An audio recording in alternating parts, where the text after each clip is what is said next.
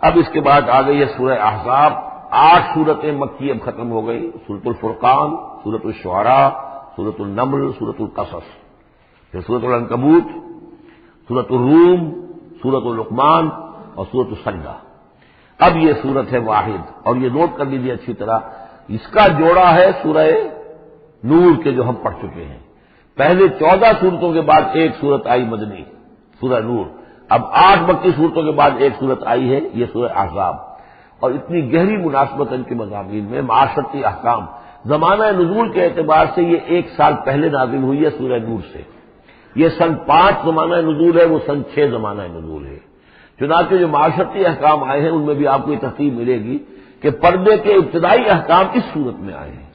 اور پردے کے ابتدائی احکام سے مراد کیا ہے؟ گھر سے باہر نکلتے ہوئے عورت کو کیا کرنا ہے، مسلمان عورت کو کیا کرنا ہے، گھر سے باہر کا پردہ کیا ہے.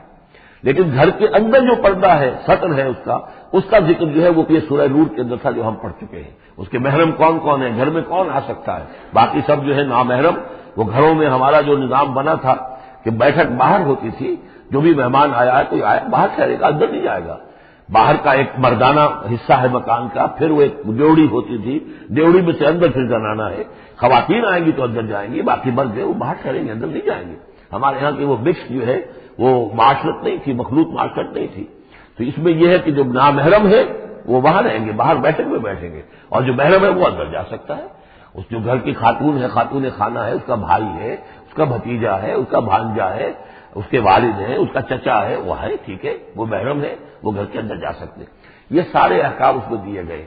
سورہ نور کا اور سورہ احزاب کا ایک فرق یہ ہے کہ سورہ احزاب میں اگرچہ جنگ کے معاملے میں کچھ تذکرہ تو ہے، لیکن کسی جنگ کا وہاں پر ذکر موجود نہیں ہے. خلافت قائم کرنے کا معاملہ ہے، وہ آیا ہے کہ خلافت اب قائم ہوگی، لیکن خلافت کے قیام کے لیے جو اصل ٹرننگ پوائنٹ تھا وہ جنگ احزاب تھی، غزوہ احزاب. اس کا ذکر جو ہے وہ سورہ احزاب میں ہے. تو اس طریقے سے یہ دونوں صورتیں باہم بہت ہی ایک دوسرے سے مشابہ ہیں. اور جیسا کہ میں نے عرض کیا تھا، آیت نمبر 35 وہاں کی عظیم ترین آیت ہے. اللہ نور السماوات والارض مثل نورہ کمشکاۃ فیہا مصباح المصباح فی زجاجہ. یہ جو آیت ہے پوری وہ عظیم ترین آیت ہے ایمان کی حقیقت پر. اور ٹھیک 35ویں آیت اس صورت کے اندر ہے کہ جب وہ ایمان حقیقی دل میں پیدا ہو جاتا ہے تو انسان کی شخصیت میں کیا اوصاف پیدا ہوتے ہیں. وہ 10 اوصاف مردوں اور عورتوں کے ذمن میں دوہرا کر آئے ہیں، وہ اس سورہ مبارکہ میں نمبر 35 آیت وہی ہے. اس میں ایک خاص بات نوٹ کیجئے کہ اگرچہ اس کے جو 2 رکوع ہیں، دوسرا اور تیسرا، وہ ایک ہے اپنے مضمون میں، اور اس کے اندر غزوہ احزاب کا تذکرہ ہے. پہلا رکوع جو ہے وہ پھر چوتھے کے ساتھ جا کر ملے گا، جیسے کہ ہم نے دیکھا تھا سورہ توبہ کے اندر بھی کہ پہلا رکوع پھر چوتھے کے ساتھ جا کر ملتا تھا. اس کے مضامین جو ہے اس کے ساتھ ملتے تھے. درمیان میں جو ہے 2 رکوع آ گئے تھے کہ جو 1 سال پہلے نازل ہوئے، جو کہ یعنی فتح مکہ سے پہلے نازل ہوئے. لیکن اس کے بعد وہ جو نازل ہوئے ہیں سن 9 کے اندر، اس کے اندر جو ہے وہ پہلا رکوع کی 6 آیات اور اس کے بعد پھر چوتھا اور 5واں رکوع. بالکل وہی آپ کو تفصیل یہاں ملے گی. اس لیے کہ قرآن کا اسلوب یہ ہے کہ خاص جو موضوع ہوتا ہے کسی صورت کا، اس سے متعلق آیات کو پہلے نکال کر رکھ دیتے ہیں. جیسے سورہ انفال میں بھی ہم نے دیکھا یسألونک عن الانفال قل الانفال للہ والرسول، اگرچہ وہاں پھر بات کو چھوڑ دیا گیا، پھر جا کر وہ سورت کے وسط میں مضمون آ رہا ہے. اس میں ایک خاص جو مضمون آیا ہے وہ یہ ہے کہ حضور صلی اللہ علیہ وسلم نے جو شادی کی حضرت زینب سے رضی اللہ تعالی عنہ، حالانکہ حضرت زینب جو ہے اس سے پہلے حضور ہی کی فرمائش پر ان کی شادی کی گئی تھی حضرت زید ابن حارثہ سے.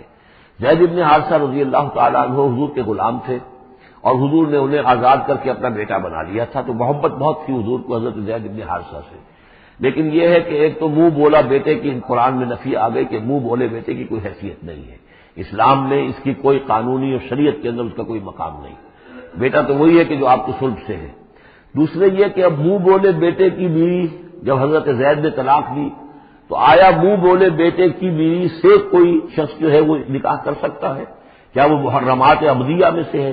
تو عرب میں رواج یہ تھا کہ چونکہ وہ منہ بولے بیٹے کو بھی سمجھتے تھے کہ جیسے اصلی بیٹا ہے، تو جیسے یہ کہ جو سلبی بیٹا ہے اس کی بیوی سے اگر اس نے طلاق دے دی ہو یا فرض کیجیے بیٹا فوت ہو گیا ہو، تب بھی یہ ہے کہ اس کی جو بیوی ہے، بیوہ ہے یا مطلقہ ہے، اس سے وہ شخص شادی نہیں کر سکتا شوہر جو فوت ہو گیا ہے یا جس نے طلاق دی اس کا باپ. تو یہاں پر اس میں بڑا طوفان اٹھا، بلکہ یہ کہ حضور کو خود اندیشہ تھا. حضور نے ایک طرح سے کہہ کے بہت کہہ سن کر حضرت زینب کو آمادہ کیا تھا کہ وہ شادی کر لیں. زینب جو ہے رضی اللہ تعالیٰ عنہ اونچے گھرانے کی بنو ہاشم کی خاندان سے تعلق رکھنے والی، اور حضرت زید ابن حارثہ تھے، ان پر غلامی کا داغ لگ چکا تھا. تو عرب کی ایک خاص جو ہے ان کے ہاں ایک سوچ تھی، ان کا ایک مزاج تھا، ان کی روایات تھی. لیکن بہرحال حضرت زینب نے حضور کی فرمائش پر وہ نکاح کر لیا. لیکن یہ کہ ان میں نباہ نہیں ہو سکا. حضرت زینب انہیں ذہناً قبول نہیں کر سکی کہ یہ میرے برابر کا ہے یا میری اس کی حیثیت جو ہے وہ واقعی ایسی ہے. یعنی شوہر کو جس طرح آنکھوں پر بچھانا چاہیے، شوہر سے جس طریقے سے اس کا ادب ہونا چاہیے، وہ نہیں کر سکی حضرت زینب. لہذا حضرت زید ابن حارثہ جو ہے متواتر کہتے رہتے تھے کہ حضور ہمارا معاملہ ٹھیک نہیں چل رہا ہے، مجھے اجازت دیجیے کہ میں اس کو طلاق دے دوں. حضور روکتے تھے کہ ایک تو میں نے اس کو کہہ سن کر شادی کروائی، وہ تو اس کے لیے آمادہ بھی نہیں تھی، نہ گھر والے آمادہ تھے، لیکن میرے کہنے سے شادی کر لی انہوں نے. اب یہ طلاق دیں گے تو طلاق کا داغ لگے گا ان کے اوپر اور صدمہ ہوگا. تو حضور روکتے رہے. لیکن شاید یہ بھی دل میں آپ کے خیال تھا کہ اگر خدا نہ خواستہ زید نے طلاق دے ہی دی تو پھر زینب کی دل جوئی اس کے بغیر ممکن نہیں ہوگی کہ میں خود پھر ان سے شادی کروں. لیکن میں کیسے شادی کروں گا جبکہ میں نے تو زید کو اپنا منہ بولا بیٹا بھی کہا تھا. تو اس حوالے سے تو اسکینڈل بن جائے گا اور پورے لوگ جو ہیں دشمن تو موجود ہیں، مارے آستین منافقین بھی موجود تھے، وہ اس کو ایک ایشو بنا لیں گے میرے خلاف. یہ ہے پس منظر جو پہلے رکوع میں آ رہا ہے. یا ایھا النبی اتق اللہ، اے نبی اللہ کا تقوی اختیار کیجئے. ولا تطع الکافرین والمنافقین، اور کافروں اور منافقوں کی باتیں نہ مانیے. میں آپ کو اطاعت امر صرف حکم دینے کو نہیں کہتے بلکہ مشورے کو بھی کہتے ہیں. اور اطاعت صرف کسی کا حکم ماننے کو نہیں کہتے، کسی کی بات کو وزن دینا، توجہ سے سننا، یہ بھی اس میں شامل ہے. ولا تطع الکافرین والمنافقین، آپ ان کافروں اور منافقین کی بات کا دھیان نہ کریں. ان اللہ کان علیما حکیما، یقیناً اللہ تعالی علیم ہے اور حکیم ہے. واتبع ما یوحی الیک من ربک، اور پیروی کیجیے اس کی کہ جو آپ کی طرف آپ کے رب کی طرف سے وحی کی جا رہی ہے. ان اللہ کان بما تعملون خبیرا، اور جو کچھ تم کرتے ہو اللہ اس سے واقف ہے. وتوکل علی اللہ، اور اللہ پر توکل کیجیے. وکفی باللہ وکیلا، اور اللہ ہے کافی ہے آپ کے توکل کے لیے، آپ کے لیے سہارا. یعنی یہ کہ آپ لوگوں کی جو پروپیگنڈا ہوگا اس کا اندیشہ ہے آپ کو، اس کا بالکل دھیان نہ کیجیے. ما جعل اللہ للرجل من قلبین فی جوفہ، اللہ تعالیٰ نے کسی انسان کے دل میں دو دل نہیں رکھے، کسی کے سینے میں، کسی کے پیٹ میں. یہاں پہ جوف جو ہے خالی جگہ کو کہتے ہیں، تو سینے کے اندر، کیونکہ یہ کیویٹی کہلاتی ہے، چیسٹ کیویٹی، اور پھر دوسری جو ہے نامنل کیویٹی ہے. تو اس میں دو دل نہیں رکھے ہیں، مطلب دل ایک ہی ہوتا ہے. اسی طریقے سے گویا کہ بات کہی جا رہی ہے. کہنے کو تو ہم کہہ دیتے ہیں کہ دل جو ہے اور ہمارے دل یکجا ہو گئے ہیں، دل سے دل مل گیا، لیتا تو دل ہی رہتا، ایک ہی رہتا انسان کا اپنا دل. لیکن اسی طریقے سے کسی شخص کی دو مائیں نہیں ہوتی. ماں تو وہی ہوتی ہے جس نے اس کو جنا ہے، اور کسی شخص کا بیٹا جو ہے بیٹا وہی ہوتا ہے جو اس کی صلب سے پیدا ہوا ہو. باقی یہ کہ منہ بولا بیٹا جو وہ بیٹا نہیں بن جاتا. وما جعل ازواجکم اللائی، اور نہیں اللہ نے بنایا ہے تمہاری ان بیویوں کو، اللائی تظاہرون منہن، کہ جن سے تم زہار کر بیٹھتے ہو. یا زہار کا مضمون سورہ مجادلہ میں آئے گا. عربوں میں رواج یہ تھا کہ بہت ناراض ہو گیا بیوی سے، کہہ دیا تم تو میری ماں کی طرح ہو.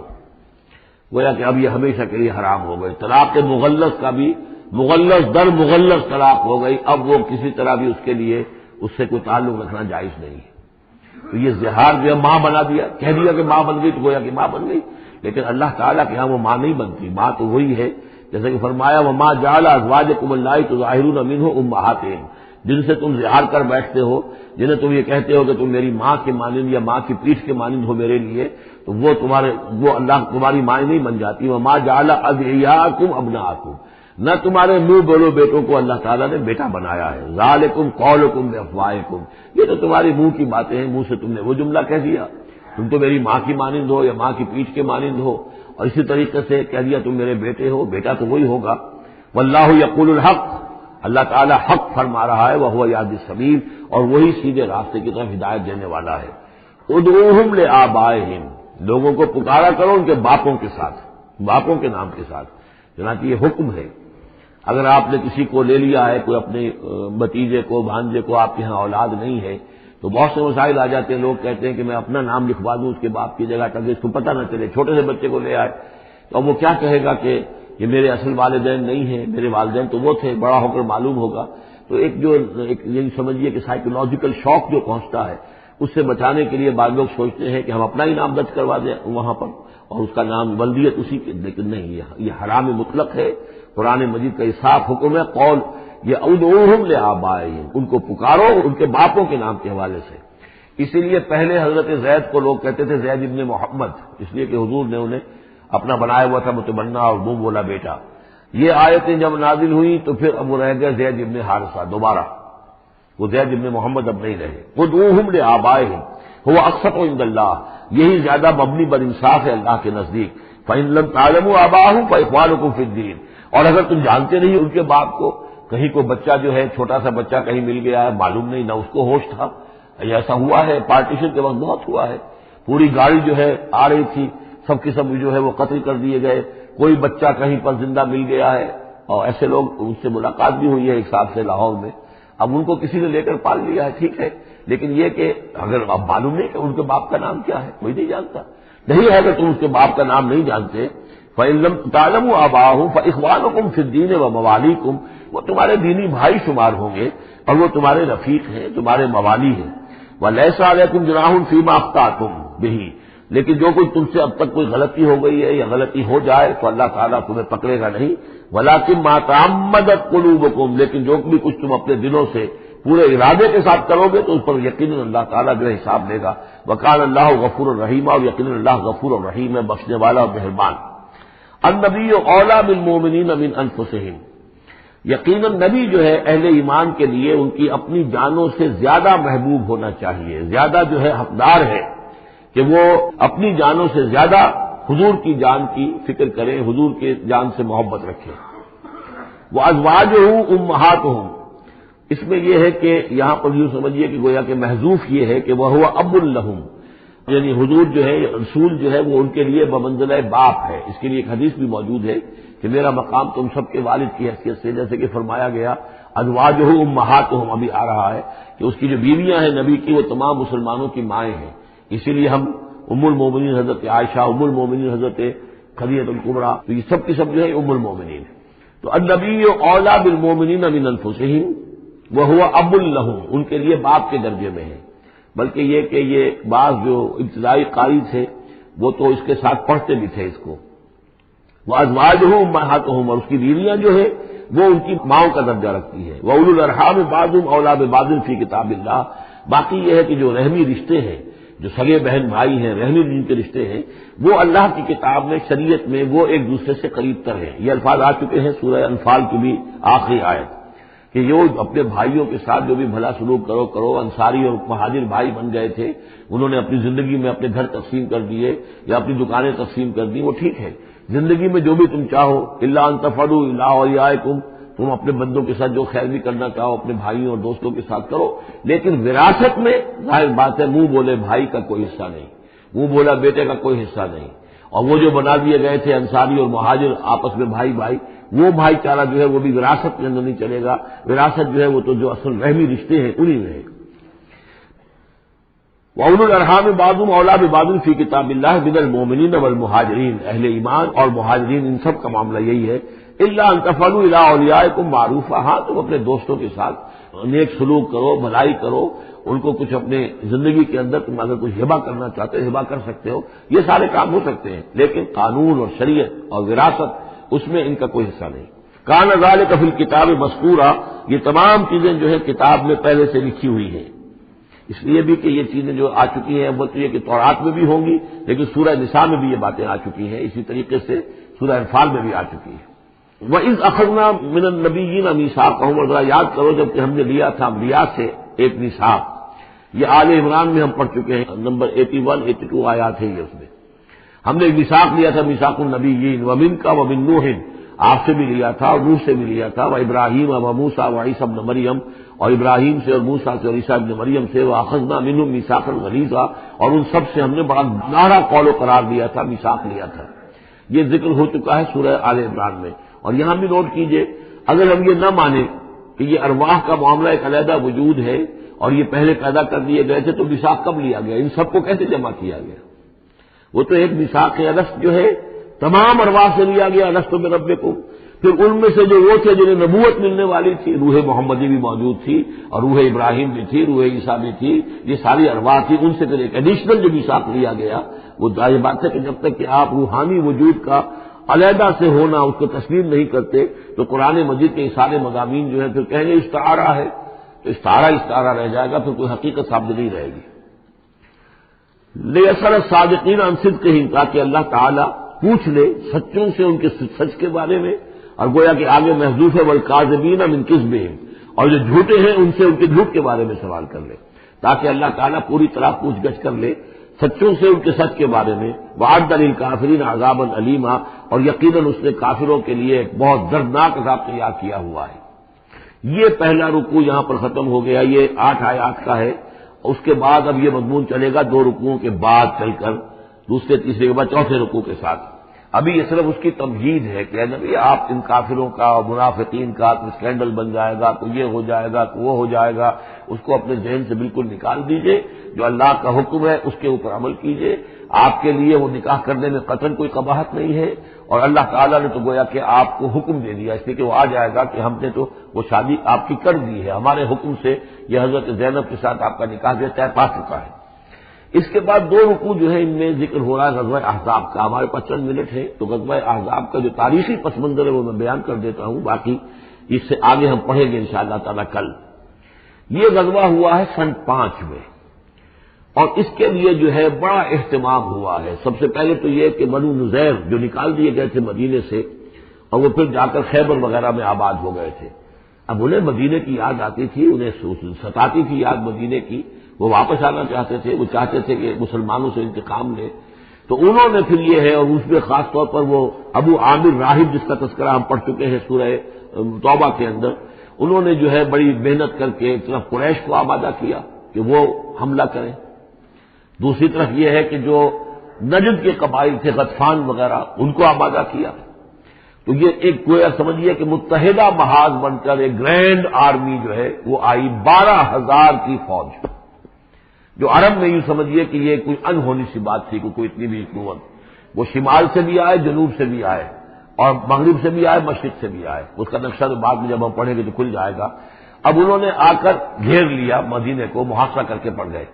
اتنی بڑی فوج حضور کے پاس کل اس وقت جو تعداد بنتی تھی 3,000 کی تھی مدینے کے اندر، جن میں کہ منافقین بھی تھے، اور دوسری یہ کہ عقب میں وہ بنو قریظہ بھی موجود تھے، ایک قبیلہ بڑے طاقتور قبیلہ تھا، بڑا قبیلہ تھا، ان کی گڑھیاں تھیں، ان کے قلعے تھے، وہ موجود تھے۔ اب پیچھے وہ موجود ہیں، اندیشہ ہے کہ کہیں وہ غداری کریں، جیسے کہ اس سے پہلے بنو قینقاع نے کی یا بنو نذیر نے کی، اس وقت وہ غداری کریں گے، اور اس کی خبریں بھی مل گئی تھی کہ سلسلہ جنبانی ہو چکا ہے اور باہر سے وہ لشکر آ گیا ہے۔ 2 طرف مدینے کے حرات ہیں، چٹانیں ہیں لابے کی، سیاہ پتھر ہیں اور چکنے ہیں، ان کے اوپر نہ اونٹ چل سکتا ہے اور نہ گھوڑا دوڑ سکتا ہے۔ تو وہ جو حرات ہیں مدینے کے 2 طرف، وہ تو گویا کہ ایک اللہ تعالیٰ کی طرف سے ایک نیچرل پروٹیکشن جو ہے مدینے کو ملی ہوئی ہے۔ اب 2 طرف جو رہ گئے تو اس میں پیچھے تھے یہ عقب میں جو ہے یہ بنو قریظہ کی گڑھیاں تھیں، اور سامنے کا علاقہ تھا کہ جہاں سے لشکر آ کر جو ہے انہوں نے جو حملہ کرنا تھا۔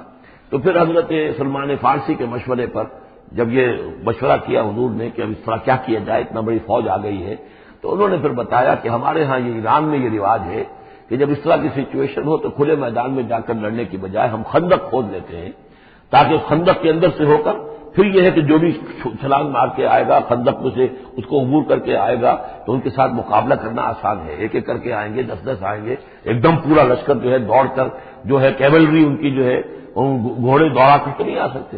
تو اس حوالے سے پھر خندق کھودی گئی۔ بہت ہی رسد کم تھا، فاقے لوگوں کو ہو رہے تھے، 2 3 دن کے کھانے کو کچھ نہیں ملا، سردی شدید تھی۔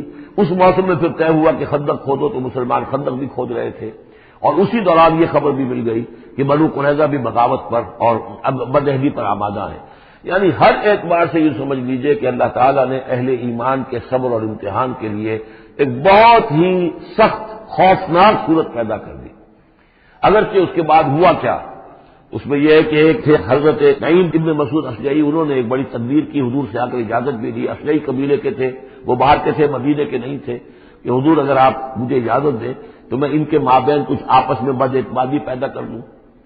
بنو قریظہ کے پاس گئے کہ دیکھو تم یہاں رہتے ہو، یہ تو باہر سے آئے ہیں، فرق کریں چلے آپ یہ سمجھتے ہیں کہ وہ جیت جائیں گے اور محمد اور ان کے ساتھیوں کو تم ختم کر دو گے، لیکن یہ بھی سوچو کہ اگر برعکس ہو گیا 10%، 20%، 30%، کوئی امکان ہے کہ نہیں؟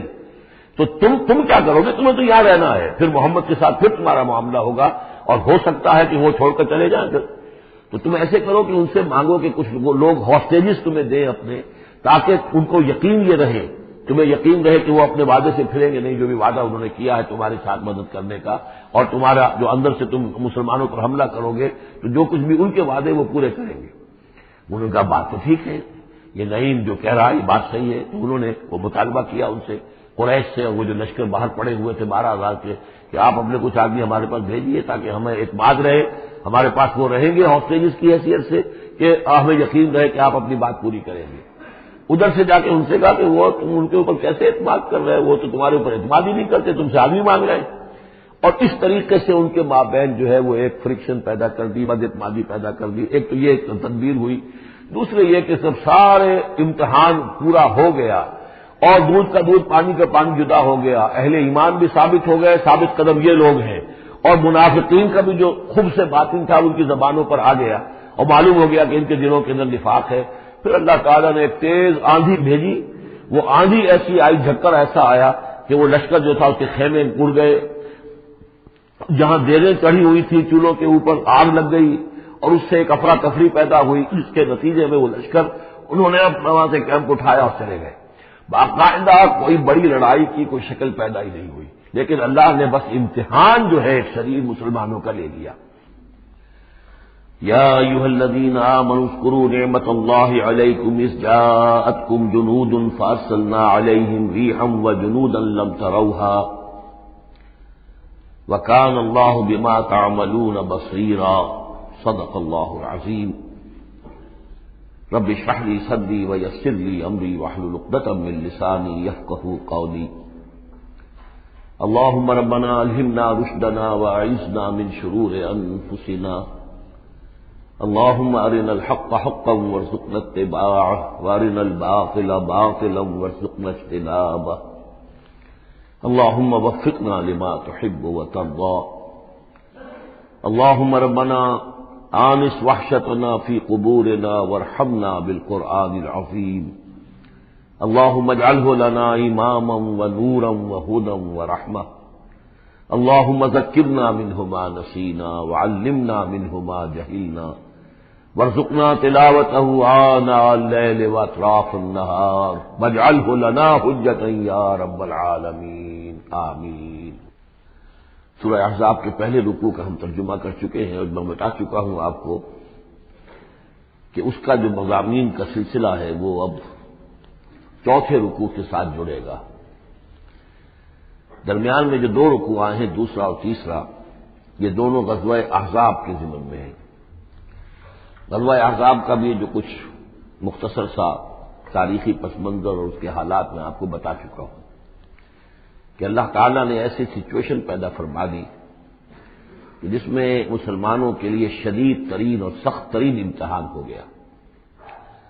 تو میرا اپنا اندازہ ہے واللہ عالم، ذاتی اعتبار سے جس قدر شدید معاملہ حضور کے ساتھ ہوا ہے طائف میں، ذاتی اعتبار سے ظاہر بات ہے کہ وہاں شخصاً آپ پر ہوئی زیادتی جو ہوئی ہے، اور ایک بہت بڑا امتحان اجتماعی سطح پر مسلمانوں کے لیے اسی شدت کا امتحان اور اسی درجے کی آزمائش جو ہے وہ غزوہ احزاب کے موقع پر آئی ہے۔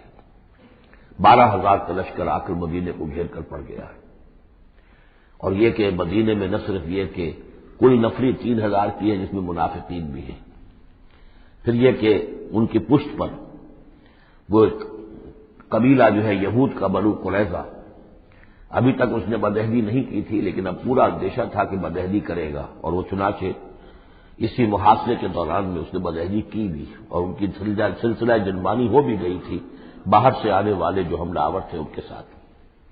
بہرحال اس صورتحال میں جبکہ رسد کی بہت کمی تھی، شدید قحط کی کیفیت تھی، شدید سردی کا موسم ہے، سردی میں ویسے بھی انسان کو غذا کی زیادہ ضرورت ہوتی ہے، اس حال میں پھر خندق کھودنی پڑی مسلمانوں کو، تو یوں سمجھیے کہ جو شدید ترین امتحان ہو سکتا تھا وہ اللہ نے لے لیا، جس کا نتیجہ کیا نکلا؟ جو منافق اپنے دلوں میں نفاق کو چھپائے ہوئے تھے وہ نفاق ظاہر ہو گیا، ان کی زبانوں پر آ گیا، اور یہی اصل میں آزمائش کا اصل مقصود ہے۔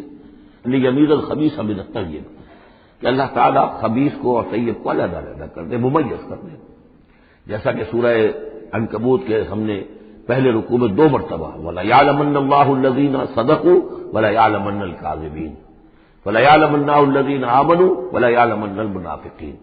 اللہ تعالیٰ واضح کر دے گا، کھول کر رکھ دے گا کہ کون ہے سچے اور کون ہے جھوٹے، یعنی کون ہے حقیقتاً مومن اور کون ہے منافق۔ تو اس کا یہ فینومینن ہے، یہ گویا کہ جیسے کہ اس وقت سن 5 نبوی میں شدید ترین حالات ہو گئے تھے غلاموں کے لیے، نوجوانوں کے لیے۔ ظاہر بات ہے کہ حضور پر تو اس طرح کی دستبرداری نہیں کر سکتے تھے مکے کے لوگ، لیکن غلام تھے یا نوجوان تھے، ان کے اوپر جو ہے جس طریقے کی شدید قسم کی آزمائش آ گئی تھی، اسی طرح کی گویا کہ آزمائش سن 5 نبوی میں یہ غزوہ احزاب کی شکل میں بدری دور میں آ گئی ہے۔ یہ 5 ہجری ہے، وہ 5 نبوی ہے۔ یا ایھا الذین آمنوا اذکروا نعمت اللہ علیکم، اہل ایمان یاد کرو اللہ کے اس انعام کو جو تم پر ہوا۔ اذ جاءکم جنود، جب تمہارے پاس تم پر حملہ آور ہوئے بہت سے لشکر، بنو غطفان آئے، بنو فزارہ آئے مشرق کی طرف سے، اور جنوب اور مغرب کی طرف سے جو ہے چلے آ رہے ہیں قریش، اور ان کو جو ہے پوری سپورٹ حاصل ہے شمال سے یہود کی، ان میں وہ کہ بنو نذیر بھی ہیں کہ جو مدینے ہی سے نکالے گئے تھے، اور اس کے علاوہ یہ کہ خیبر کے یہودی بھی ہیں۔ فارسلنا علیہم ریحن، تو جب وہ لشکر آ گئے تم پر حملہ آور ہوئے تو ہم نے ان پر ایک آندھی بھیج دی، ایک تیز جھکڑ بھیج دیا۔ وجنودا لم تروها، وہ آندھی تو تم نے بھی دیکھی کہ آندھی آئی ہے، لیکن یہ کہ اور لشکر بھی ہم نے اتارے تھے جو تم نے نہیں دیکھے، یعنی فرشتے۔ وَكَانَ اللَّهُ بِمَا تَعْمَلُونَ بَصِيرًا، اور جو کچھ تم کر رہے تھے اللہ اسے دیکھ رہا تھا۔ کون اب کس کے منہ پر، کس کی زبان پر نفاق آ گیا ہے، کس کا ایمان اور پختہ ہو گیا ہے۔ تو یہ ایک جملے میں گویا کہ پوری داستان کو تو اللہ نے سمو لیا۔ 20-25 دن تک محاصرہ رہا، اکا دکا مبارزت ہوئی۔ عمرو بن عبد ود آیا، وہ ان کا بہت ہی پورے عرب کا معنی ہوا جو ہے، وہ شہ سوار بھی تھا اور بہت بڑا وہ لڑاکا آدمی، 90 برس کی عمر، لیکن یہ کہ اس کے مقابلے میں آنے کی کوئی ضرورت نہیں کرتا تھا۔ جب وہ آیا ہے اور اس نے اپنے گھوڑے کو وہ ایڑ لگائی ہے کہ چھلانگ مار کر پوری جو تھی وہ خندق اس کو پار کر کے آ گیا، اور اکیلا ادھر آ کے کھڑا ہو گیا کہ آؤ کوئی ہے تمہارا مقابلہ وہ جو مجھ سے کر سکے۔ بہرحال سب لوگ ششدر حیران تھے کہ اب اس کے مقابلے میں کون جائے۔ بالآخر حضرت علی نکلے رضی اللہ تعالیٰ عنہ۔ تو حضرت علی نے ہم سے کہا، بلکہ اس نے کہا میرے مقابلے میں جو کوئی بھی آتا ہے، میری عادت ہے یہ کہ میں اسے پہلے 3 مواقع دیتا ہوں کہ وہ کوئی درخواست مجھ سے کرے جو منظور کر لوں۔ حضرت علی نے کہا میری پہلی درخواست یہ ہے کہ تم ایمان لے آؤ۔ میں نے کہا نہیں یہ نہیں ہو سکتا۔ اچھا دوسری درخواست میری یہ ہے کہ تم جنگ سے واپس چلے جاؤ۔ انہوں نے کہا یہ بھی نہیں ہو سکتا۔ تیسری بولو۔ تو حضرت علی نے فرمایا اچھا آؤ اب پھر مقابلے میں آؤ، یہ تیسری درخواست یہ ہے کہ آؤ مجھ سے مقابلہ کرو۔ تو وہ ہنسا، کہتا لگایا کہ میرا اندازہ نہیں تھا کہ پورے عرب میں کوئی شخص مجھے یہ بھی کہہ سکتا ہے کہ مجھ سے آؤ مقابلہ کرو۔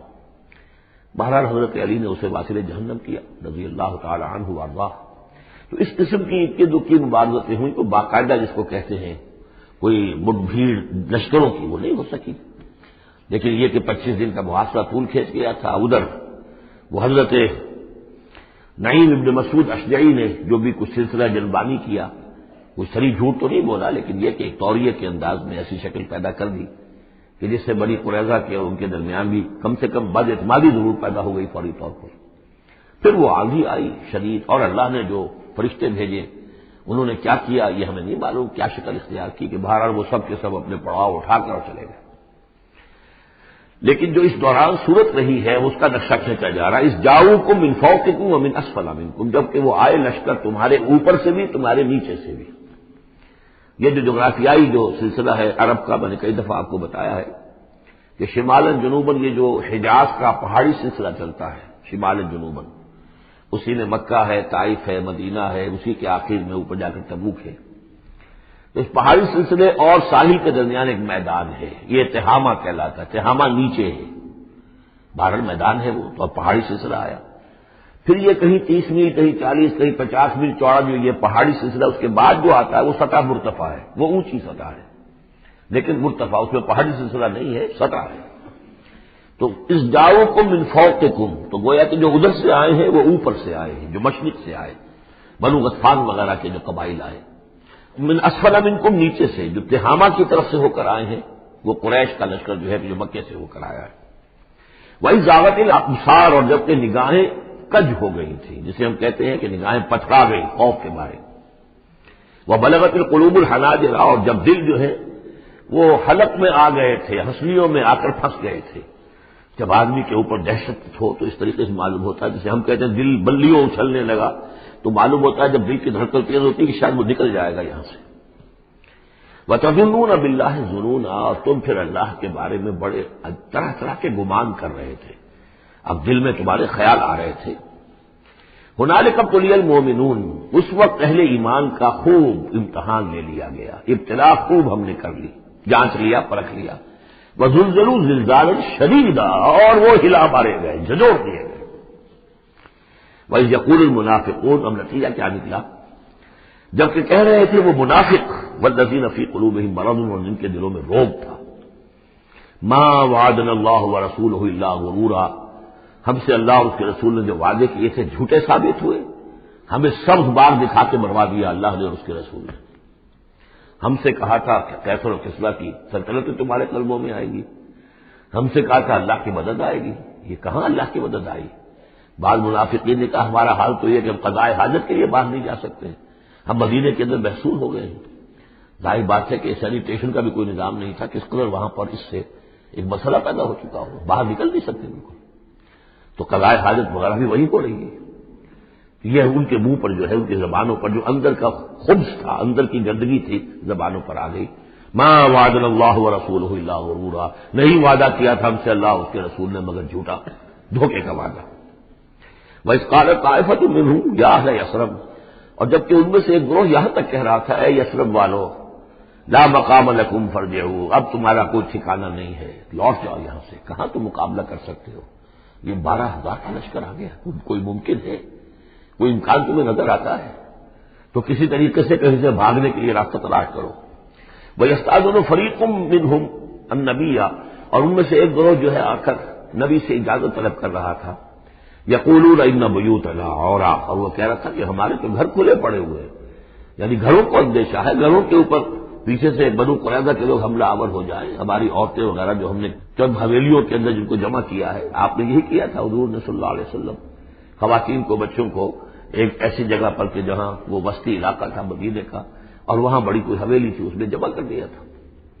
تو وہ تو ہمیں تو اندیشہ ہے، ہمارے گھر خالی پڑے ہوئے ہیں، اس کے اوپر حملہ ہو سکتا ہے. وما ہی اب اور، حالانکہ وہ نہیں کھلے پڑے ہوئے تھے، اللہ تعالیٰ نے اور اللہ کے رسول نے پہرے وغیرہ کا بندوبست کیا ہوا تھا. ان یریدون الا فرارا، حقیقت میں وہ فرار چاہتے تھے، بھاگنا چاہتے تھے. یہ تو بہانہ تھا جو بنا رہے تھے، اصل میں جنگ سے پیٹھ دکھا کر بھاگنا مقصود تھا. وَلَوْ دُخِلَتْ عَلَيْهِمْ مِنْ أَقْطَارِهَا، اور اگر کہیں داخلہ ہو ہی گیا ہوتا دشمن کا اس مدینے کے اندر اس کے چاروں طرف سے، ثُمَّ يُسْئِلُ الْفِتْنَةَ، اور پھر ان سے مطالبہ کیا جاتا فتنے کا، یعنی ارتداد کا. اگر یہ مشرکین کی فوجیں جو ہے کہیں خدا نہ خواستہ مدینے میں داخل ہو جاتی اور اب وہ کہتی کہ یا تو مرتد ہو جاؤ اور یا آپ تمہیں قتل کرتے ہیں، تو وہ ماں طلب بسو اللہ لاتوہا، وہ فتنے کو قبول کر لیتے، مرتد ہو جاتے. وما طلب بسو بہا الا یسیرا، اور تھوڑی سی دیر بھی نہ لگاتے، بہت ہی تھوڑا سا وقفہ، یعنی وہ ایمان ان کے دلوں میں اس کی جڑیں گہری تھی نہیں، تو وہ مرتد ہونے کے لیے تیار تھے. وَلَقَدْ كَانُوا عَاهَدُوا اللَّهِ مِن قَبْلُ، حالانکہ کیونکہ وہ مسلمان تھے تو انہوں نے عہد کیا تھا اللہ سے اس سے قبل، لا يولون الادبار، کہ وہ کبھی پیٹھ نہیں دکھائیں گے، جب بھی حق و باطل کا مقابلہ ہوگا پیٹھ نہیں دکھائیں گے. وَكَانَ عَهْدُ اللَّهِ مَسْئُولًا، اور یقیناً اللہ کے ساتھ جو عہد کیا گیا اور پھر اس کے بارے میں باز پرس ہوتی ہے کہ وہ عہد پورا کیا گیا یا نہیں کیا گیا.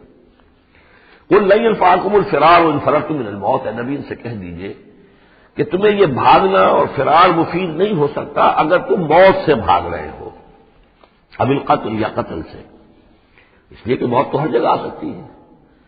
وَإِذًا لَّا تُمَتَّعُونَ إِلَّا قَلِيلًا، اور آج موت نہ آئی، فرض کیجیے اس موقع پر نہ آئی، تب بھی آخر دنیا میں کوئی سامان رسنے بسنے کا جو ہے رہنے کا وہ آخر لامحدود تو نہیں ہے. لا طلب ثم لا تمتعون الا قلیلا، نہیں تمہیں سامان ملے گا دنیا کی زندگی کا مگر تھوڑا سا، کچھ دن اور جی لو گے. قل من ذا الذی یعصمکم من اللہ، ان سے پوچھیے کون ہے وہ جو تمہیں اللہ سے بچا سکے. ان اراد بکم سوءا، اگر اللہ ہی نے فیصلہ کر لیا ہو تمہارے بارے میں کسی بری چیز کا، او اراد بکم رحمہ، اور اگر اللہ نے رحمت کا فیصلہ کیا ہو تو کون ہے جو اس کی رحمت کے آڑے آ سکے. ولا یجدون لهم من دون اللہ ولیا ولا نصیرا، اور یہ نہیں پائیں گے اللہ کے مقابلے میں نہ کوئی ولی حمایتی اور نہ مددگار.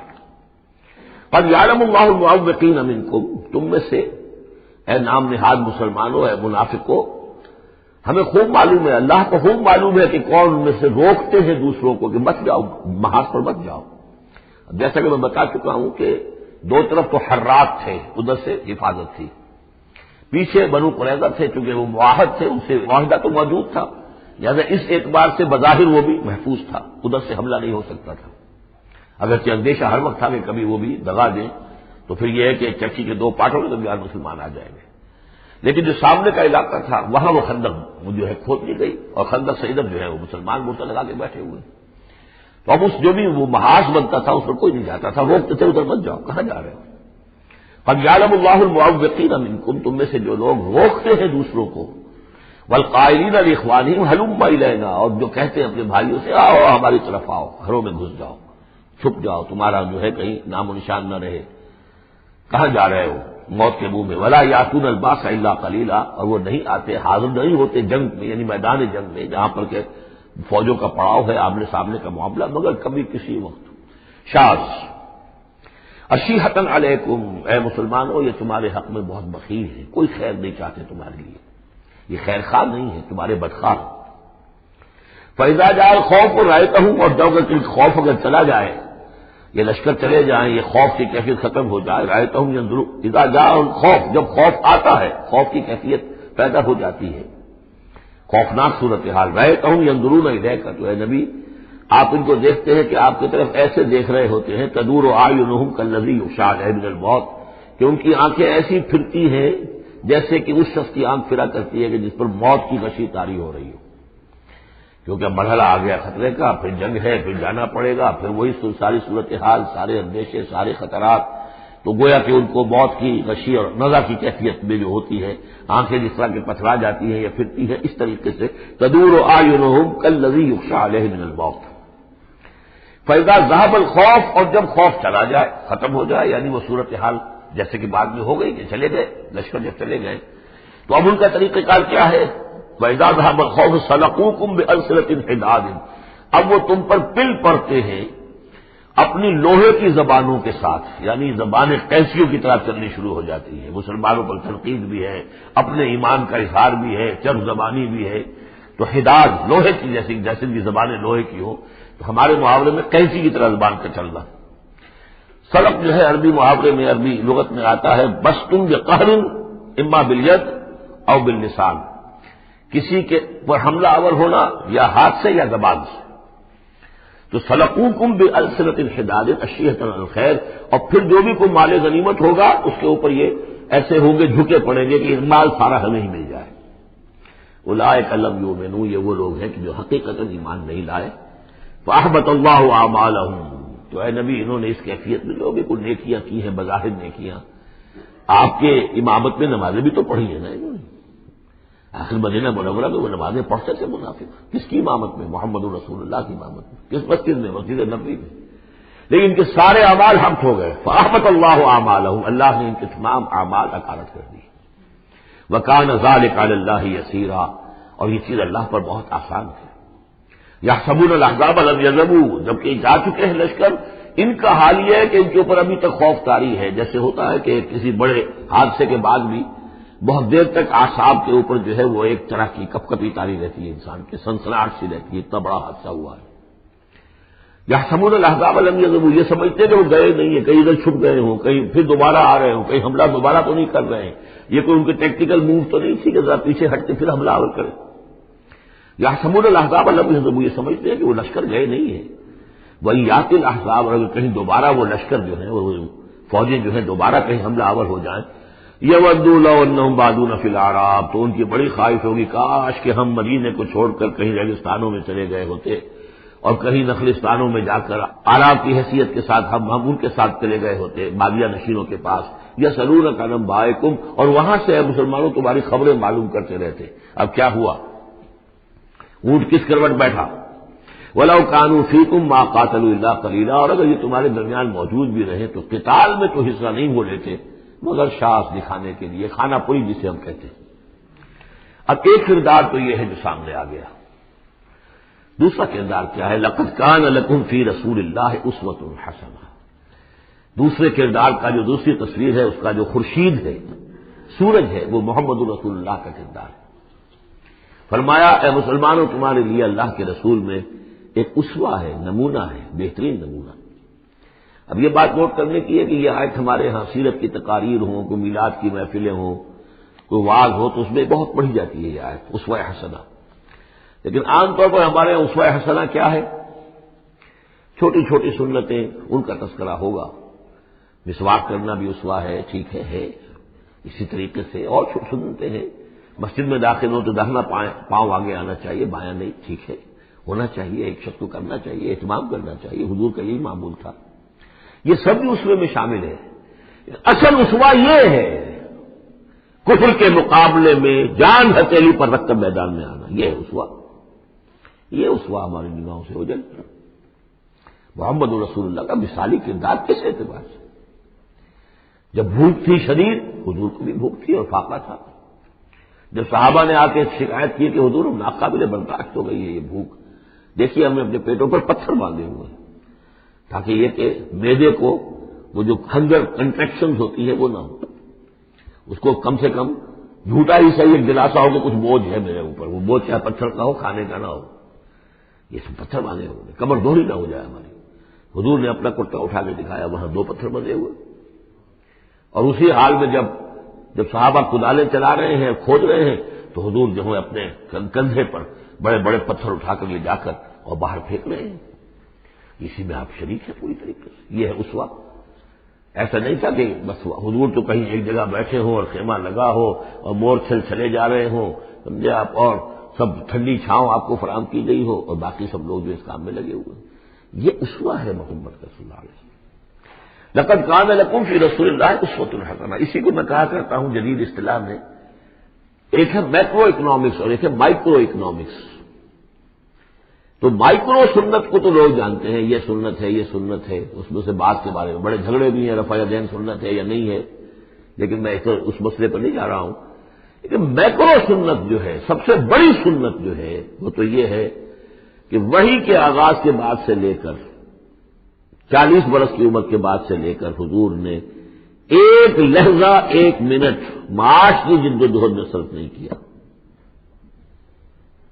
پوری زندگی، پورا وقت، پوری توانائی، پوری قوت دعوت دین، اقامت دین، دین کی دعوت، دین کی اقامت اسی میں لگائی. کوئی جائیداد نہیں بنائی، کوئی کاروبار، حالانکہ اس سے پہلے آپ بہت کامیاب تاجر تھے، کاروبار کرتے تھے. لیکن جب یہ فرض منصبی آ گیا، یا ایھا المدثر قم فانذر وربک فکبر، اب یہی کام ہے. تو کچھ تو اس کی بھی پیروی کرنے کی کوشش کی جائے، اس درجے میں نہ صحیح، وہ عکس تو ہو. میکرو سنت جو ہے کسی درجے میں تو اپنی زندگی کے اندر اس کا عکس پیدا کیا جائے. ہاں اس کے ساتھ پھر چھوٹی چھوٹی سنتیں بھی ہو جاؤں تو کیا کہنے ہیں، پھر نور علی نور ہے.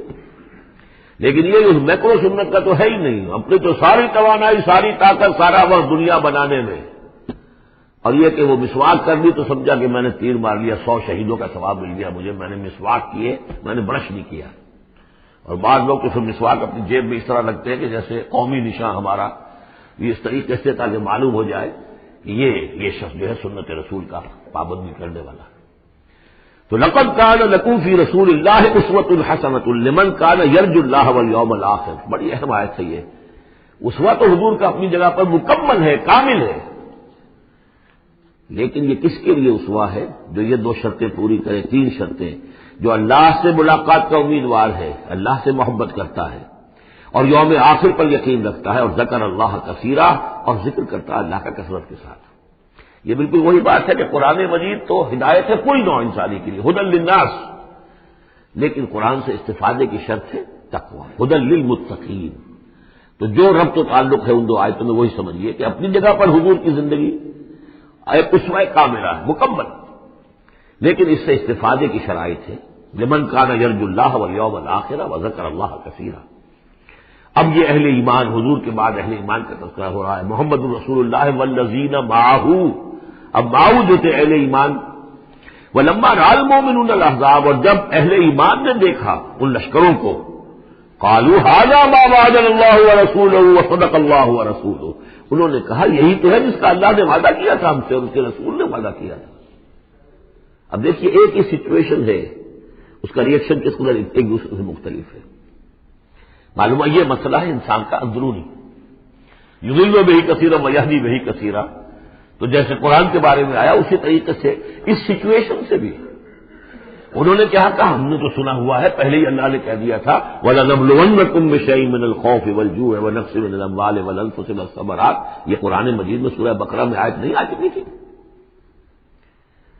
لَتُبْلَوُنَّ فِي أَنفُسِكُمْ وَأَمْوَالِكُمْ، یہ کیا سورہ آل عمران میں آیت نہیں آ چکی تھی؟ یہ تو چیزیں وہی تو ہیں جس کا کہ ہم سے وعدہ کیا تھا۔ وَلَمَّا رَأَى الْمُؤْمِنُونَ الْأَحْزَابَ، جب دیکھا اہل ایمان نے ان احزاب کو، قالوا هذا ما وعدنا الله ورسوله وصدق الله ورسوله، اور بالکل صحیح کہا تھا اللہ نے بھی اور بالکل صحیح فرمایا تھا اس کے رسول نے بھی، وما زادهم الا ایمانا وتسلیما، اور نہیں ہوا ان میں کسی شے کا اضافہ مگر ایمان اور تسلیم، ایمان کے ساتھ تسلیم، سر تسلیم خم، سر تسلیم خم ہے جو مزاج یار میں آئے، جو اللہ کی طرف سے فیصلہ ہے، جیسا کہ ہم پڑھ چکے ہیں سورہ توبہ میں، اگرچہ سورہ توبہ تو بہت بعد میں نازل ہوگی، ابھی 4 سال بعد میں اس سورہ مبارکہ کے وہ زمانہ نزول کے اعتبار سے، لیکن ہم تو پڑھ چکے ہیں۔ ہر طرح موسم بنا اللہ الحسنین، ہمارے لیے تم کس چیز کا انتظار کر سکتے ہو سوائے 2 نہایت اعلیٰ ترین صورتوں کے، ہم سب کے سب شہید ہو جائیں تب بھی ہماری کامیابی ہے، اور ہم کامیاب ہو کر آ جائیں تو تم بھی مانو گی کامیابی ہے، اس لیے ہمیں تو کوئی اندیشہ ہی نہیں۔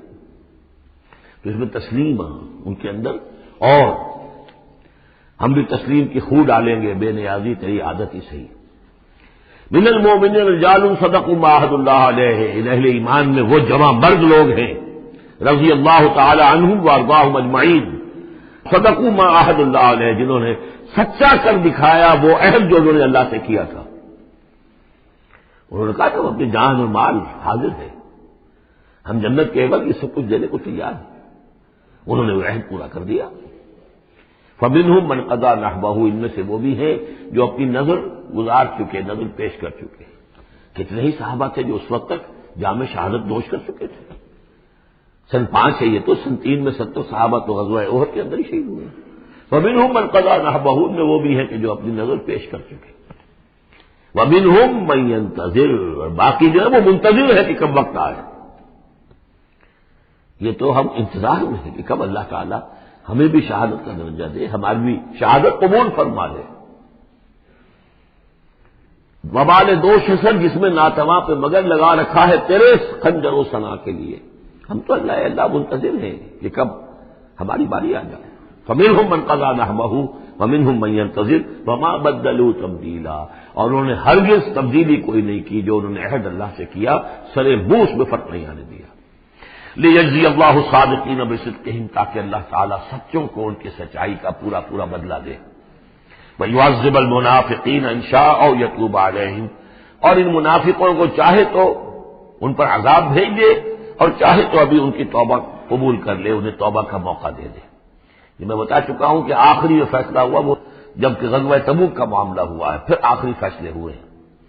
یہ سورہ نساء جو ہے اس کے اندر بھی وہ آیت آ گئی تھی، فی الدرک الاسفل من النار، لیکن آخری چیز کہ اے نبی استغفر لہم او لا تستغفر لہم ان تستغفر لہم 70 مرۃ فلن یغفر اللہ لہم، جب آپ ان منافقوں کے لیے استغفار کریں یا نہ کریں، اگر 70 مرتبہ بھی استغفار کریں گے تب بھی اللہ ان کو معاف نہیں فرمائے گا۔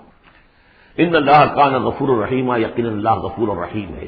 ورد اللہ الذین کفروا، اللہ نے لوٹا دیا ان کافروں کو جو چڑھ کر آئے تھے بڑے شان و شوکت کے ساتھ، وہ پورے لشکر جو ہے سب چلے گئے بغیظہم، وہ اپنے غصے کو ساتھ ہی لے گئے. وہ غصہ جو ہے وہ نکالے بغیر، یا تو کوئی جنگ ہوتی، کچھ وہ قتل عام کرتے تو کچھ غصہ ان کا نکلتا، اللہ نے ان کو ان کے غصے کے ساتھ ہی واپس کر دیا. ورد اللہ الذین کفروا بغیظہم لم ینالوا خیرا، انہیں کوئی خیر حاصل نہ ہو سکا، کوئی فتح ہوتی، کوئی کارنامہ سر انجام دیا ہوتا، کچھ نہیں. وکفى اللہ المؤمنین القتال، اور اللہ کافی رہا اہل ایمان کی طرف سے قتال کے لیے. اہل ایمان کو تو جنگ کی نوبت ہی نہیں آئی، کھلی جنگ تو ہوئی نہیں. اللہ نے خود ہی آندھی بھیج کر اور جو بھی اپنی خفیہ تدابیر ہیں، جو بھی اپنی مدد تھی فرشتوں کے ذریعے سے، اللہ تعالیٰ نے گویا کہ اہل ایمان کو اس امتحان میں سے تو گزار دیا، باقی یہ کہ کوئی غضب نہیں پہنچنے دیا. وکان اللہ قویا عزیزا، اور یقیناً اللہ تعالیٰ قوی اور عزیز ہے، زبردست ہے، قوت والا ہے. وانزل الذین ظاہروہم، اب یہ دوسرا ہے، اس کا جو ضمیمہ ہے غزوہ احزاب کا، وہ غزوہ بنی قریظہ ہے. روایات میں آتا ہے کہ حضور نے جب یہ لشکر چلے گئے، غزوہ احزاب ختم ہو گیا، تو آ کر واپس گھر آ کر اپنے ہتھیار وغیرہ اتارے، ذرا اتاری، تو حضرت جبرائیل آئے کہ آپ نے ہتھیار اتار دی، ہم نے تو ابھی اتارے نہیں ہیں، ابھی بنو قریظہ کو کیفر کردار تک پہنچانا ہے. انہوں نے جو غداری کی اس موقع پر، اپنے عہد کو توڑا ہے، اس کی سزا انہیں دینی ہے. چنانچہ حضور نے حکم دیا کہ اب کوئی مسلمان جو ہے عصر کی نماز نہ پڑھے یا کوئی مغرب کی نماز نہ پڑھے، جو بھی کوئی وقت معین کیا، جب تک کہ وہ بنی قریظہ کے علاقے میں پہنچ نہ جائے. وہاں جا کر اب وہاں جا کے پھر ان کا گھیراؤ کیا گیا، محاصرہ ہوا. وہ محاصرہ بھی خاصا طویل ہوا، ان کا قلعہ بڑا مضبوط تھا، لیکن تنگ آ کر بالآخر انہوں نے ہتھیار ڈال دیے اور یہ کہا کہ سعد بن معاذ جو رئیس اوس تھے اور ان کے حلیف تھے، اوس کے قبیلے کے ساتھ ان کی پرانی جو ہے وہ حلیفی تعلقات تھے، حلیفانہ تعلقات، کل جو وہ فیصلہ کر دیں گے ہمیں منظور ہوگا. تو حضرت سعد بن معاذ رضی اللہ تعالیٰ عنہ، جو تورات میں فیصلہ لکھا ہوا ہے بد عہدی کا، کہ قوم اگر تمہارے ساتھ بد عہدی کرے اور اس کے بعد اللہ تمہیں اس پر فتح دے دے تو کیا کرو، اس کے مطابق فیصلہ سنایا کہ ان کے جتنے جوان ہیں اس قبیلے کے، جو جنگ کرنے کے قابل ہیں، ان کو قتل کر دیا جائے، اور باقی جو ان کے بوڑھے ہوں یا اور ہوں، مرد ہوں، بچے ہوں، عورتیں ہوں، ان کو جو ہے غلام بنا لیا جائے، ان کا سارا مال ضبط ہو جائے گا. تو بدترین سزا جو ہے ان 3 قبیلوں میں سے، جن میں سے ایک قبیلہ تھا بنی قینقاع کا، ایک تھا بنو نذیر، یہ دونوں تو صرف جلا وطن ہوئے، لیکن بدترین سزا پھر ان کو دی گئی ہے. وانزل الذین ظاہروہم من اہل الکتاب، اور اللہ نے اتار لیا ان کو کہ جنہوں نے گٹھ جوڑ کیا تھا ان کے ساتھ، کافروں کے ساتھ، مشرکین کے ساتھ اہل کتاب میں سے، من سیاسیہم، ان کے قلعوں سے. قلعوں میں تو تھے، گڑھیاں تھیں ان کی، لیکن اس سے پھر اتر آئے، ہتھیار ڈال دیے. وقذف فی قلوبہم الرعب، اور اللہ نے ان کے دلوں میں رعب ڈال دیا. فریقا تقتلون، تو اب تم ایک ان میں سے کچھ کو تم قتل کر رہے ہو، وتاسرون فریقا، اور کچھ کو تم نے اسیر بنا لیا ہے اور قیدی بنا لیا ہے حضرت سعد بن معاذ کے فیصلے کے مطابق. وَأَوْرَثَكُمْ أَرْضَهُمْ وَدِيَارَهُمْ، اللہ نے تمہیں وارث بنا دیا ان کی زمینوں کا بھی اور ان کے مکانوں کا، گھروں کا، ان کے قلعوں کا، وَأَمْوَالَهُمْ، اور ان کے اموال کا، وَأَرْضًا لَّن تَطَئُوهَا، اور ابھی بہت سی زمینیں ہیں جن پہ ابھی تمہارے قدم نہیں گئے، اللہ تعالیٰ تمہیں وہ دے گا. چنانچہ اس کے بعد اللہ نے فتح دینی جو شروع کی ہے. غزوہ احزاب جو ہے در حقیقت یہ ایک ٹرننگ پوائنٹ تھا حضور کی سیرت کے اندر، اس لیے کہ اس کے بعد حضور نے کہہ بھی دیا تھا غزوہ احزاب کے بعد صحابہ کو خوشخبری دے دی تھی، لن تغزوکم قریش بعد عامکم ھذا، مسلمانوں اس سال کے بعد اب قریش تم پر دوبارہ حملہ آور نہیں ہوں گے. ان کی آخری یہ اٹیمپٹ تھی جو انہوں نے کر لی ہے، اب ان میں ہمت نہیں ہوگی کہ وہ دوبارہ چڑھائی کر کے آئیں. ولکنکم تغزونہم، بلکہ اب تم چڑھائی کرو گے. وہ چڑھائی اگلے ہی سال سن 6 میں حضور نے کی، لیکن حضور نے کس طرح کی چڑھائی کی کہ عمرے کے لیے جا رہے ہیں ہم، تو ہتھیار نہیں ہے، ہتھیار بند ہے، احرام باندھا ہوا ہے. اب ایک ایسی سچویشن پیدا ہوئی مکے والوں کے لیے، نہ وہ نگلا جائے نہ اگلا جائے. یہ ان کی پرانی روایات ہے یہ کہ کسی کو بھی عمرے کے لیے، حج کے لیے کوئی آئے اسے نہیں روک سکتے، لیکن مسلمانوں کو کیسے آنے دیں، اور روکے تو کیسے روکے. بالآخر انہوں نے فیصلہ کیا ہم کسی ضرورت نہیں آنے دیں گے. ادھر حضور نے پھر جو ہے بیعت لے لی کہ اب یہاں سے ہم کوئی بھی زندہ نہیں جائے گا، سب جانے یہیں دے دیں گے. بیعت علی الموت، بیعت رضوان جو ہوئی اس موقع پر، وہ بیعت علی الموت تھی، یہیں پر جانے دے دیں گے. جس کی خبریں وہاں پہنچی تو ان کے چھکے چھوٹ گئے. بہرحال پھر صلح ہوئی، جس صلح کو کہا ہے اللہ تعالیٰ نے انا فتحنا لک فتحا مبینا، تو فتح کا جو ہے دروازہ کھل گیا ہے غزوہ احزاب کے فوراً بعد، اور اسی کی طرف اشارہ ہے وہ ارض لم تطئوہا، ابھی بہت سی زمینیں جن پر مسلمانوں تمہارے قدم نہیں پہنچے، تمہارے قدم نہیں پہنچے، ابھی تم نے گھوڑے نہیں دوڑائے ہیں، ابھی وہ تو زمینیں اب کہاں سے کہاں تک آپ سمجھیے کہ 30 سال کے اندر اندر کہاں سے کہاں تک مسلمانوں کی حکومت ہو گئی۔ تو وہ سارا اشارہ اس میں ہے، خاص طور پر خیبر سن 7 میں یہودیوں کا گڑھ پتہ ہو گیا۔ وَكَانَ اللَّهُ عَلَىٰ كُلِّ شَيْءٍ قَدِيرٌ، اور اللہ تعالیٰ ہر چیز پر قادر ہے۔ اب یہاں سے وہ مضمون شروع ہو رہا ہے کہ جو پہلے رکوع میں تھا، کچھ جو مجلسی اصلاحات ہیں، یوں سمجھیے کہ ان کی پہلی قسط وہ ہے جو سورہ احزاب میں آ رہی ہے۔ 5ویں سال عرب میں پردے کا رواج نہیں تھا، چادر کا رواج تھا، مرد بھی عورت بھی، باہر جب نکلتا تھا تو ایک لمبی سی چادر لے کر، لیکن یہ کہ مردوں کے صرف کندھے پر وہ پڑی ہوتی تھی، عورتیں یہ ضرور تھا کہ اسے اپنا تقریباً پورے جسم میں وہ لپیٹ لیتی تھی اس میں، لیکن چہرے پر کچھ نہیں، سر پہ کچھ نہیں، سر پر اگر ہو گیا ورنہ چہرہ کھلا۔ یہ وہاں کے رواج تھے، گھروں میں بے دھڑک جا رہے ہیں آ رہے ہیں، اور جو بھی تھا وہاں پر جو صورتحال تھی۔ اب اس میں جو تدریجاً اصلاح کی گئی تو پہلی بات جو سمجھنے کی ہے وہ یہ ہے کہ اصلاح کا آغاز ہوا، چیریٹی بگنز ایٹ ہوم، نبی کے گھر سے آغاز کیا گیا، اور نبی کی بیویوں کو سب سے پہلے مخاطب کیا گیا، اس لیے کہ یہاں سے اس کا آغاز ہوگا۔ اور اس میں ایک بڑا لطیف نکتہ یہ ہے کہ حضور صلی اللہ علیہ وسلم جو اسوہ حسنہ ہے کامل، تو مردوں کے لیے تو کامل اسوہ حسنہ ہے حضور صلی اللہ علیہ وسلم، باپ کی حیثیت سے، بیٹے کی حیثیت سے، داماد کی حیثیت سے، خسر کی حیثیت سے، قاضی القضات کی حیثیت سے، سپہ سالار کی حیثیت سے، ہیڈ آف دی اسٹیٹ کی حیثیت سے، امام کی حیثیت سے، خطیب کی حیثیت سے، معلم کی حیثیت سے، مربی اور مزکی کی حیثیت سے، جتنی حیثیتیں آپ گن سکتے ہیں حضور کی سیرت میں اسوہ موجود ہے۔ ایک پہلو سے اسوے میں کمی ہے، اور وہ کمی کیا ہے؟ عورتوں کے جو خاص نسوانی معاملات ہوتے ہیں اس میں تو حضور اسوہ نہیں بن سکتے، حضور تو مرد ہے، تو عورتوں کی زندگی کا ایک حصہ ہے کہ نہیں؟ تو عورتوں میں بھی اسوہ کون ہے؟ وہ آپ کے ازواج مطہرات کو اسوہ بنایا جا رہا، اس لیے اصلاح کا عمل ان سے شروع کیا گیا، اور ان کو گویا کہ کہہ دیا گیا کہ تم اگر نیکی کرو گی دوہرا اجر پاؤ گی، کیوں کہ تمہیں تو دیکھ کر تمام مسلمان خواتین نے جو تمہارے نقش قدم کی پیروی کرنی ہے، اور خدا نے خواستہ تم نے کوئی غلط حرکت کی تمہیں دوہری سزا ملے گی، اس لیے کہ تم تو ان کے لیے اب اسوہ ہو۔ تو گویا کہ اسی سورہ مبارکہ میں حضور کے بارے میں آیت آئی ہے لقد کان لکم فی رسول اللہ اسوۃ حسنہ، لیکن حضور کے اس اسوے میں جو ایک پہلو سے کمی ہے کہ خواتین کے لیے ان کے جو مخصوص نسوانی معاملات ہیں ان کے لیے حضور کی شخصیت میں اسوہ نہیں ہے، اس خلا کو پر کیا ہے ازواج مطہرات کے ذریعے سے۔ یا ایھا النبی قل لازواجک، اے نبی کہہ دیجیے اپنی بیویوں سے، ان کنتن تردن الحیات الدنیا وزینتہا فتعالین امتعکن واسرحکن سراحا جمیلا۔ یہ واقعہ لیلا ہے۔ اب آپ کو معلوم ہے کہ جب مسلمانوں کے ہاں اب خوشحالی آ گئی، اب فتح کا دور شروع ہو گیا، مال غنیمت بھی آیا ہے، تو عام مسلمانوں کے گھر میں خوشحالی ہو گئی، تو ازواج مطہرات بنائے طبع بشری ان کی طرف سے بھی ایک تقاضا آیا کہ ہمارا بھی نفقہ، ہمارا خرچہ کچھ بڑھایا جائے۔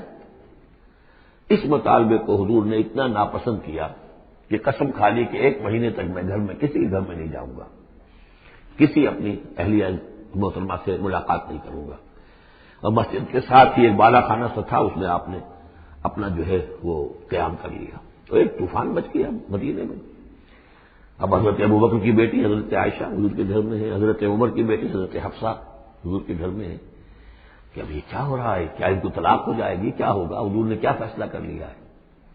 اس کو ایلا کہتے ہیں، کچھ عرصے کے لیے بیویوں سے قطع تعلق کر لینا، اور یہ سورہ الذین یولون من نسائہم اس کا حکم جو ہے وہ آ چکا، 4 مہینے سے زیادہ کی اجازت نہیں ہے، لیکن یہ کہ بہرحال یہ جب حضور نے کیا تو اس کے بعد پھر یہ آیات نازل ہوئی کہ نبی اب آپ صاف 2 آپشن رکھ دیجئے اپنی ازواج کے سامنے، اگر تو انہیں دنیا چاہیے تو وہ خود آیات ہی میں دیکھ لیجئے، ان کنتن تردن الحیات الدنیا، کہ اگر تو تم چاہتی ہو دنیا کی زندگی، اس کی زیبائش اور آرائش، وزینتہا فتعالین، آؤ امتعکن، میں تمہیں مال و متاع دے دوں گا، واسرحکن سراحا جمیلا، پھر میں اپنے گھر سے تمہیں رخصت کر دوں گا خوبصورتی کے ساتھ، کوئی دنگا نہیں، کوئی فساد نہیں، کوئی لڑائی نہیں، لیکن یہ کہ پھر تم میرے گھر میں نہیں رہ سکتے، پھر میں اپنے ہاتھ سے تمہیں رخصت کر دوں گا۔ وَإِن كُنتُنَّ تُرِدْنَ اللَّهَ وَرَسُولَهُ، اور اگر تم طالب ہو اللہ کی اور رسول کی، ان کی رضا چاہتی ہو، وَالدَّارَ الْآخِرَةَ، اور بجائے اس دنیا کے تم آخرت کا گھر جو ہے اس کی طالب بن جاؤ، فَإِنَّ اللَّهَ أَعَدَّ لِلْمُحْسِنَاتِ مِنكُمْ أَجْرًا عَظِيمًا، تو اللہ تعالیٰ نے تم جیسی نیک بیویوں کے لیے اللہ تعالیٰ نے بہت بڑا اجر جو ہے وہ فراہم کیا ہے، تیار کیا ہے۔ یعنی وہ آپشن تمہارا ہے، اگر دنیا کی آسائش چاہیے تو آؤ، فیصلہ کر لو، چوز کر لو، چوائس از یورس، میں تمہیں مال و متاع دے کر اپنے گھر سے رخصت کر دوں گا خوبصورتی کے ساتھ، اور اگر میرے ہاں رہنا ہے تو پھر تو یہی ہے، فقر ہے، فاقہ ہے، یہ اختیاری فقر تھا آپ کا۔ اور اس میں ظاہر بات واقعہ یہی ہے کہ جب یہ بات رکھی گئی سب سے پہلے حضرت عائشہ نے کہا میں تو اللہ اور اس کے رسول کو منتخب کرتی ہوں، اور ایک ایک کر کے تمام ازواج نے یہ کہا، اپنے تمام مطالبات سے وہ دستبردار ہو گئی، اور پوری زندگی اس طرح گزری ہے کہ کبھی 2 وقت جو ہے چولہا گرم نہیں ہوا ہے محمد کے گھر میں صلی اللہ علیہ، کسی بھی گھر میں، کسی بھی زوجہ محترمہ کے گھر میں۔ یا نساء النبی من یات منکن بفاحشۃ مبینۃ، اے نبی کی بیویوں، اگر خدا نخواستہ بالفرض تم میں سے کسی کی طرف سے کسی کھلی بے حیائی کا ارتکاب ہوا، یضاعف لها العذاب ضعفین، اسے عذاب دیا جائے گا دگنا، وکان ذلک علی اللہ یسیرا، اور یہ اللہ پر بہت آسان ہے، یہ نہ سمجھنا نبی کی بیوی ہے تو نبی ہمیں بچا لے گا۔ اسی لیے قرآن مجید میں بار بار آتا ہے حضرت نوح کی بیوی، حضرت لوط کی بیوی، حضرت لوط کی بیوی کا ذکر بہت زیادہ ہے۔ نبی بھی اپنی بیوی کو نہیں بچا سکتا، اگر اس کا اپنا کردار غلط ہے، اس کا اپنا جو رویہ ہے صحیح نہیں ہے، اگر اس ایمان اور عمل صالح سے محروم ہے تو کچھ نہیں۔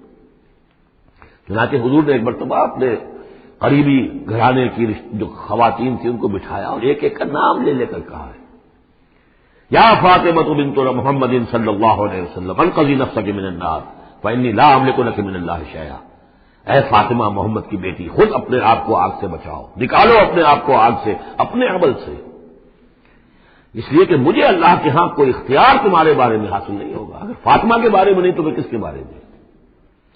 یا صفیہ تو امت رسول اللہ، اے صفیہ اللہ کے رسول کی پھوپھی، انقذی نفسک من النار فانی لا املک لک من اللہ شیئا، اپنے آپ کو جہنم کی آگ سے بچانے کی کوشش کرو، اس سے نکالو اپنے آپ کو، اور میں قیامت کے دن میں اللہ کے محاسبے کے وقت میں تمہارے کام نہیں آ سکوں گا۔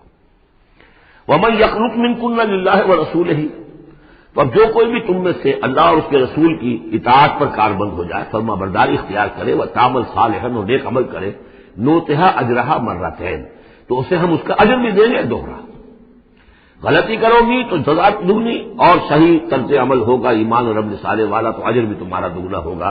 اعتدنا لها رزقا کریما، اور اس کے لیے اللہ تعالیٰ نے ہم نے بہت ہی رزق کریم باعزت روزی کا اہتمام جنات کے اندر کیا ہوا ہے۔ یا نساء نبی لستن کاحد من النساء، ہے نبی کی بیویوں تم عام عورتوں کے مانند نہیں ہو، تم نبی کی بیویاں ہو۔ یہاں اس کو سمجھ لیجیے، مراد کیا ہے کہ تمہیں اسوہ بننا ہے امت کی تمام خواتین کے لیے تا قیامت۔ لستن کاحد من النساء، اب پہلی ہدایت یہ دی گئی اتقیتن فلا تخضعن بالقول۔ اب ظاہر بات ہے، پہلی یوں سمجھیے کہ جو بھی معاشرے کا نقشہ میں کھینچ چکا ہوں کہ لوگ آتے تھے گفتگو کرتے تھے بے دھڑک، پہلی بات تو یہ آپ نے فرمائی کہ اگر تم تقویٰ دل میں رکھو اور لوگوں سے بات کرتے ہوئے اپنی آواز میں لوچ پیدا نہ کرو، نرمی پیدا نہ کرو۔ ظاہر بات ہے عورت کی آواز اس کے اندر مرد کے لیے کشش ہے، اور اگر کہیں طرح اس میں لوچ بھی ہو تو اگر کسی کے دل میں کوئی خباثت ہے، کوئی گندگی ہے، منافق بھی تو اسی معاشرے میں تھے نا، اور وہ تو کوئی موقع نہیں جانے دینا چاہتے تھے کوئی اسکینڈل اٹھانے کا حضور کے خلاف اگر ہو جائے۔ سورہ نور میں ہم پڑھ چکے ہیں کہ حضرت عائشہ تک پر توبت لگ گئی۔ تو یہ کہ اگر فیتما الذی فی قلبہ مرض، کہ کہیں تم تو اپنی شرافت اور مروت کی وجہ سے نرم انداز میں بات کرو، اور جس کے دل میں کوئی روگ ہے، منافقت کا روگ ہے، بیماری ہے، وہ کوئی اور ہی امید لگا لے کہ شاید ان کی کوئی توقع، شاید میں یعنی یہاں پہ اگر کوئی محنت کروں، کوشش کروں تو شاید میری دال گل جائے، کسی بری نیت اور ارادے کو دل میں پال لے۔ وقلنا قولا معروفا، بات کرو بڑی معروف انداز میں، لیکن انداز جو ہے اس میں وہ سختی کا ہونا چاہیے، بجائے اس کے کہ اس کے اندر وہ نرمی ہو اور شیرینی ہو۔ وقرن فی بیوتکن، دوسری ہدایت اپنے گھروں کے اندر قرار پکڑو، تمہارا اصل مقام جو ہے وہ گھر ہے۔ اب یہ اصول دیے جا رہے ہیں، یعنی سمجھیے کہ یہ اصلاحات جو ہو رہی ہیں، مخلوط معاشرہ نہیں ہے اسلامی معاشرہ، عورت کا اصل مقام اس کا گھر ہے، ماں کی حیثیت سے، بہن کی حیثیت سے، بیٹی کی حیثیت سے، بیوی کی حیثیت سے، گھر کے اندر۔ وقرن فی بیوتکن ولا تبرجن تبرج الجاہلیۃ الاولی، اور مت نکلو باہر بن سور کر جیسے کہ جاہلیت اولا میں رواج تھا۔ جاہلیت، پچھلی جاہلیت جو تھی اسلام کے آنے سے پہلے، جو تہذیب، جو کلچر وہاں تھا، وہ طریقتکم المثلی، وہ بھی کہتے ہوں گے کہ ہمارا بڑا مثالی کلچر ہے یہ، اس کلچر کو چھوڑو۔ اور یہ جو بن سور کر باہر نکلنے والی بات ہے کہ تبرج کہتے ہیں کہ نمایاں ہونا، یعنی عورت اگر بناؤ سگار کر کے نکلتی ہے مردوں میں تو کیا چاہتی ہے؟ وہ چاہتی ہے کہ لوگوں کی نگاہیں میری طرف اٹھے، میں توجہات کا مرکز بن جاؤں۔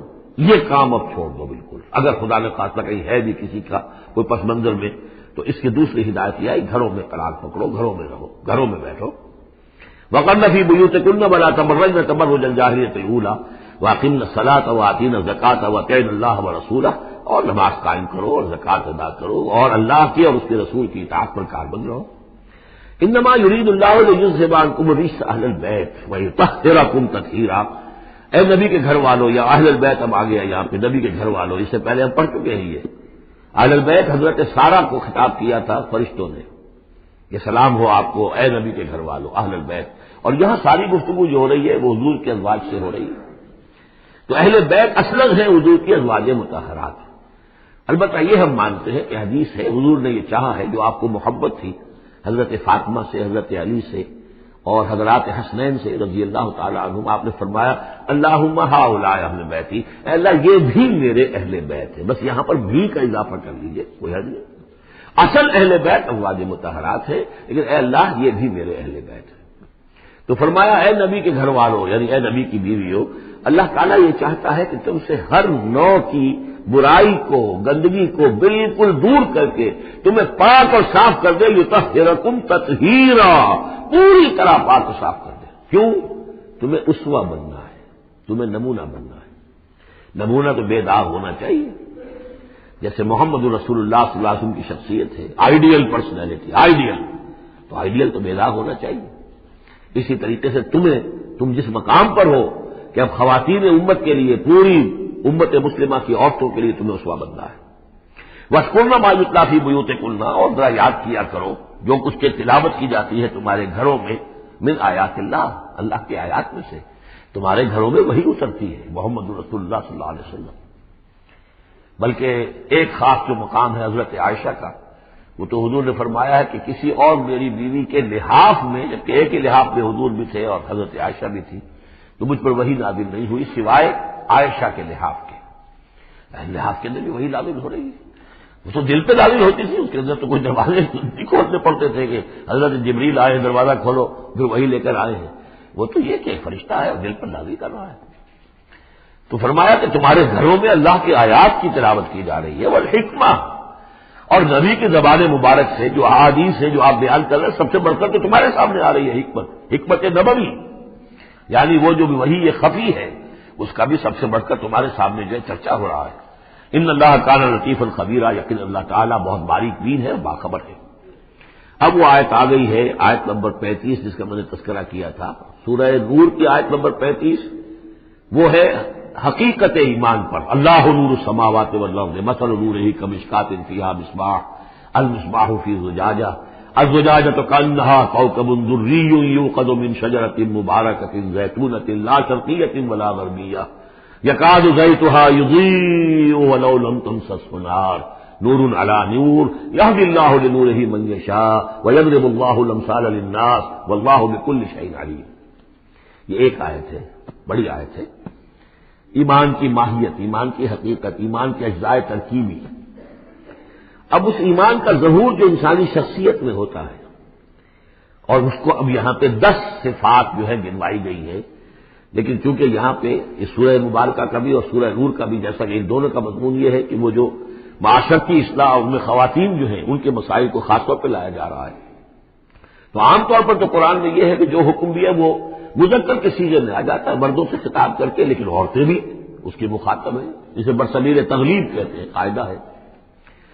بظاہر خطاب ہے اقیم الصلاح، مذکر کا صیغہ ہے، لیکن یہ خطاب جو ہے یہ عورتوں سے بھی ہے، اللہ یہ کہ ابھی ہم نے پڑھا اقیمنا الصلاۃ، یہ یہاں مؤنث کے اس میں بھی آ گیا، لیکن عام طور پر قرآن میں جو آیا ہے وہ تو مذکر کا صیغہ ہے، لیکن یہاں آپ دیکھیں گے کہ ان کیفیات کو اور خصوصیات کو، جو ایمان کے ثمرات اور نتائج ہیں، ان کو دوہرا کر مردوں اور عورتوں کے لیے علیحدہ علیحدہ بالکل پوری صراحت کے ساتھ، ان المسلمین والمسلمات، یقیناً مسلمان مرد اور مسلمان عورتیں، یعنی اطاعت کر لینے والی، سر تسلیم قلب کرنے والے مرد اور عورتیں، والمومنین والمومنات، اور مومن مرد اور مومن عورتیں، والقانتین والقانتات، اور فرما بردار مرد اور فرما بردار عورتیں، والصادقین والصادقات، اور راست باز مرد اور راست باز عورتیں، صدق قول بھی، صدق مقال اور صدق عمل، صدق کردار، والصابرین والصابرات، اور صبر کرنے والے مرد اور صبر کرنے والی عورتیں، والخاشعین والخاشعات،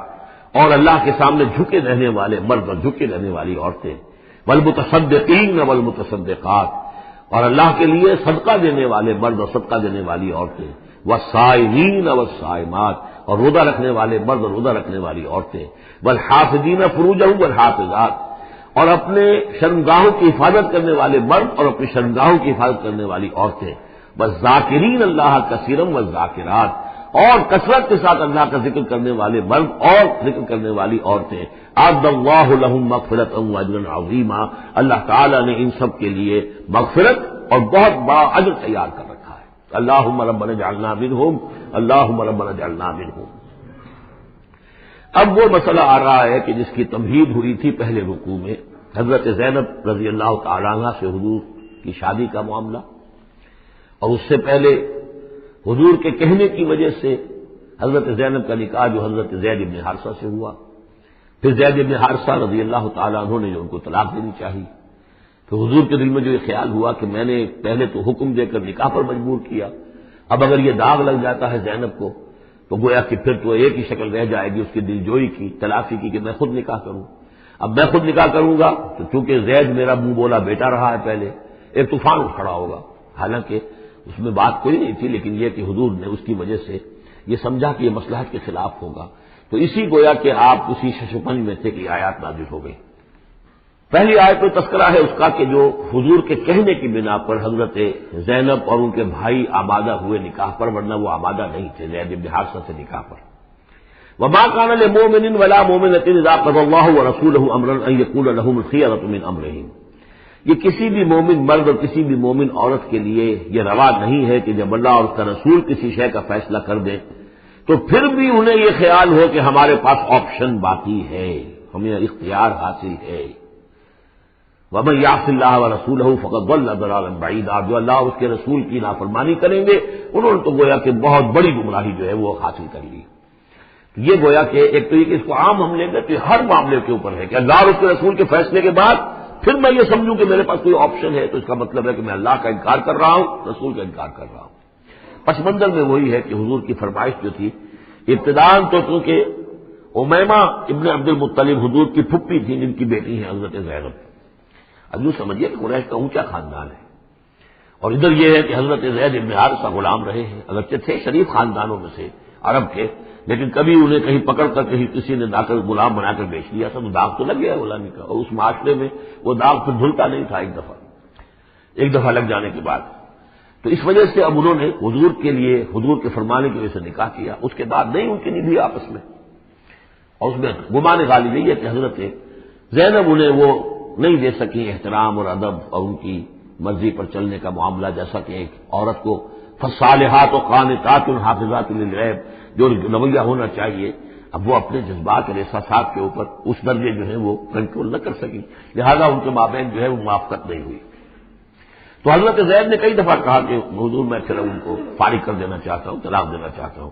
استقول للذی انعم اللہ علیہ وانعمت علیہ امسک علیک زوجک، اے نبی جب آپ کہتے تھے اب اس شخص سے کہ جس پر اللہ نے بھی انعام فرمایا اور آپ نے بھی انعام فرمایا، آپ نے اسے آزاد کر دیا، اپنا منہ بولا بیٹا بنایا تھا، یہ دوسری بات ہے کہ اللہ نے وہ بات ختم کر دی، یہ تو زید ابن محمد کہلاتا تھا، اب یہ زید ابن حارثہ رہ گیا دوبارہ۔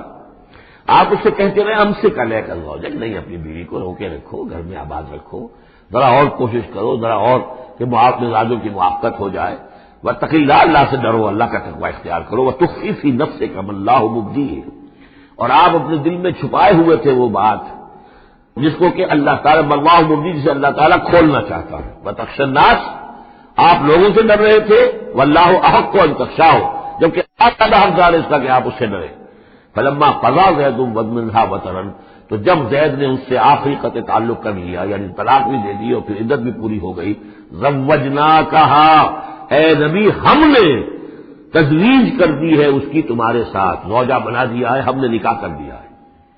حضرت زینب پھر یہ کہا کرتی تھی دوسری ازواج مطہرات سے، فخر کرتی تھی کہ تمہارے نکاح سب کے جو ہے زمین پر ہوئے، میرا نکاح آسمان پر ہوا ہے۔ جب حضور نے شادی کی ان سے پھر تو اللہ نے نکاح کیا، اللہ نے نکاح پڑھایا ہے۔ زوجناکہا، ہم نے اسے آپ کی زوجیت میں دے دیا، کہ لا یکون علی المؤمنین حرج فی ازواج ادعیائہم، تاکہ یہ آئندہ کے لیے یہ جاہلی رسم کا خاتمہ ہو جائے اور منہ بولے بیٹوں کی بیویوں کے بارے میں اہل ایمان پر کوئی تنگی نہ رہے۔ منہ بولا بیٹا تھا، اس کی بیوی تھی، بیٹا فرض کیجیے فوت ہو گیا وہ، تو اس کی بیوی سے وہ بیوہ ہو گئی ہے، تب آپ شادی کر سکتے ہیں۔ اسی طریقے سے اگر وہ اس کو طلاق دے دی ہے شادی کر سکتا ہے۔ یہ محرمات ابدیہ میں سے نہیں ہے، محرمات ابدیہ کی فہرست سورہ نساء کے اندر آ چکی ہے۔ وکان امر اللہ مفعولا، اور یہ تو اللہ کا وہ فیصلہ تھا کہ جو بہرحال پورا ہو کر رہنا تھا۔ یہ سب کچھ جو ہوا ہے نبی، اس میں بھی ہماری حکمت تھی، مصلحت تھی۔ کسی اور کے ذریعے سے یہ بات ہوتا تو یہ رسم ٹوٹتی نہ۔ بعض چیزیں رسمیں ایسی ہوتی ہیں کہ اتنی گہری ہوتی ہیں، ان کے اوپر لوگوں کا اتنا جو وثوق ہوتا ہے، یہ تو جب تک آپ کے ذریعے سے یہ رسم جو ہے غلط نہ ٹوٹتی تو اس کے ٹوٹنے کا امکان نہیں تھا۔ ہم نے اس کے لیے یہ سارا معاملہ کیا ہے۔ ما کان علی النبی من حرج فیما فرض اللہ له، نبی پر کوئی حرج نہیں ہے، کوئی مذائقہ نہیں ہے اس چیز میں جو اللہ نے اس کے اوپر عائد کر دی ہے، فرض کر دی ہے۔ سنت اللہ فی الذین خلوا من قبل، اور یہ اللہ کا وہ طریقہ ہے جو ان لوگوں کے بارے میں رہا جو پہلے گزر چکے، اللہ کے نبیوں کے ساتھ، رسولوں کے ساتھ اللہ کا یہ معاملہ رہا ہے۔ وکان امر اللہ قدرا مقدورا، اور یہ تو اللہ کا وہ معاملہ تھا کہ جو گویا کہ طے تھا، مقرر ہو چکا تھا، ہماری مشیت میں یہ پہلے سے طے تھا۔ الذین یبلغون رسالات اللہ، وہ اللہ کے نبی کہ جو اللہ کے پیغامات کو پہنچانے پر مامور ہوتے ہیں، وَيَخْشَوْنَهُ، اور صرف اسی سے ڈرتے ہیں، وَلَا يَخْشَوْنَ أَحَدًا إِلَّا اللَّهَ، اور نہیں ڈرتے کسی اور سے اللہ کے سوا، وَكَفَىٰ بِاللَّهِ حَسِيبًا، اور اللہ تعالیٰ کافی ہے کفایت کرنے والا یا حساب لینے والا۔ مَا كَانَ مُحَمَّدٌ أَبَا أَحَدٍ مِّن رِجَالِكُمْ، دیکھو محمد تم میں سے کسی مرد کے باپ نہیں ہے۔ حضور کو اللہ تعالیٰ نے اولاد نرینہ نہیں دی، جو دی تھی بچپن ہی میں اسے اٹھا لیا۔ آخری عمر میں بھی یہ سمجھ لیا کہ حضرت ماریہ قبطیہ، ان کے بطن سے حضرت ابراہیم کی ولادت ہوئی ہے۔ اور یہ ایک عجیب مسئلہ ہے کہ حضرت ابراہیم کے عقد میں یا آپ کے نکاح میں آئیں ہاجرہ، وہ بھی مصر کی تھی جن سے اسماعیل کی ولادت ہوئی۔ اسماعیل کی نسل میں حضور ہے صلی اللہ علیہ وسلم، پھر مصر ہی سے ایک ماریہ قبطیہ آ رہی ہے، اور ان کے بطن سے جو بیٹا ہوا اس کا نام حضور نے ابراہیم رکھا۔ اور حضور کو بہت محبوب بھی تھا، لیکن وہ بہت ہی چھوٹا سا تھا، بچپن میں ہی فوت ہو گیا ہے، اور حضور کو اس کا افسوس بھی ہوا۔ یا ابراہیم و انا لفراقک محزونون، یا ابراہیم ہم تمہاری جدائی سے بڑے محزون ہیں، ہمیں رنج ہے۔ بہرحال ما کان محمد ابا احد من رجالکم، تمہارے مردوں میں سے کسی کے باپ نہیں ہے۔ یہ زید بن حارثہ کے باپ نہیں ہے، زید بن حارثہ منہ بولا بیٹا تھا، اب جب کہ ہم نے حکم نازل کر دیا ہے اب وہ ساتھ سلسلہ منقطع ہو گیا۔ ولکن رسول اللہ و خاتم النبیین، بلکہ یہ اللہ کے رسول ہیں اور نبیوں کی مہر ہیں۔ اب نبوت ختم ہو رہی ہے ان پر، اب کوئی نبی آنے والا نہیں، لہذا جتنی بھی رسومات جاہلیت کی تھیں اگر ان کے ذریعے سے وہ ختم نہ ہو تو پھر کس کے ذریعے سے ختم ہوگی؟ یہ ہے اس میں جو دلیل مضمر ہے کہ یہ جو کڑوا گھونٹ ہے محمد صلی اللہ علیہ وسلم بھی تو آپ کو کرنا ہی تھا، اس لیے کہ یہ جاہلانہ رسمیں جو ہیں اگر آپ اس کے اندر یہ اقدام نہ کرتے اور آپ نے اپنے منہ بولے بیٹے کی بیوی سے اگر شادی نہ کی ہوتی تو یہ رسم ختم نہیں ہو سکتی تھی۔ اور یہی بات بتائی جا رہی ہے لوگوں کو، ما کان محمد ابا احد من رجالکم ولکن رسول اللہ و خاتم النبیین، وہ تو اللہ کے رسول ہیں اور خاتم النبیین۔ اب اس میں بڑا باریک نقطہ ہے، وہ نوٹ کر لیجئے، رسالت حضور کی دائم و قائم ہے، چل رہی ہے ابھی تک۔ فرق صرف یہ ہے کہ اس وقت تک براہ راست آپ بنفس نفیس اپنی رسالت کے فرائض ادا کر رہے تھے، اب بائی پراکسی ہے، اب امت کے ذریعے سے ہے، جو بھی آپ کے امتی ہیں، جو بھی دین کے خادم ہیں، جو بھی قرآن کے پیغام کو پہنچا رہے ہیں، جہاں تک پہنچا رہے ہیں وہ رسالت محمدی کا پیغام پہنچ رہا ہے، رسالت محمد کی ہے صلی اللہ علیہ وسلم۔ جیسے کہ ہم نے سورہ انعام میں آیت پڑھی تھی، اوحی الی ھذا القرآن لانذرکم بہ ومن بلغ، اے نبی ان سے کہہ دیجئے یہ قرآن مجھ پر وحی کیا گیا ہے تاکہ اس کے ذریعے سے میں تمہیں بھی خبردار کر دوں اور جسے بھی یہ قرآن پہنچ جائے. اسی لیے امت کو آپ ہدایت دے کر گئے تھے فَلْيُبَلِّغِ الشَّاهِدُ الْغَائِبَ. اب یہ تمہارا کام ہے اس قرآن کی تبلیغ کرو اور پہنچاؤ، جو بھی یہاں نہیں ہے ان تک پہنچاؤ. تو گویا کہ رسالت محمدی ختم نہیں ہوئی ہے، رسالت محمدی تو چل رہی ہے. لہذا ختم کا لفظ جو آیا ہے وہ رسالت کے ساتھ نہیں آیا، نبوت کے ساتھ آیا. نبوت ختم ہو گئی جب وحی کا دروازہ بند ہو گیا، نبوت ختم ہو گئی. نبوت محمدی آپ کی ذات کے ساتھ تھی، وہ جیسے ہی آپ کی ذات جو ہے وہ اس دنیا سے اس نے پردہ کیا، اس کے ساتھ ہی آپ کی وہ نبوت کا دروازہ بند ہو گیا. لیکن رسالت محمدی وہ تو دائم و قائم ہے. اسی لیے یہاں دیکھیے ولیکن رسول اللہ ہے وخاتم النبیین. آپ تو اللہ کے رسول ہیں اور دائم ہیں اور قائم ہیں اور خاتم النبیین ہیں اور نبیوں کی مہر ہے. وکان اللہ بکل شیء علیما.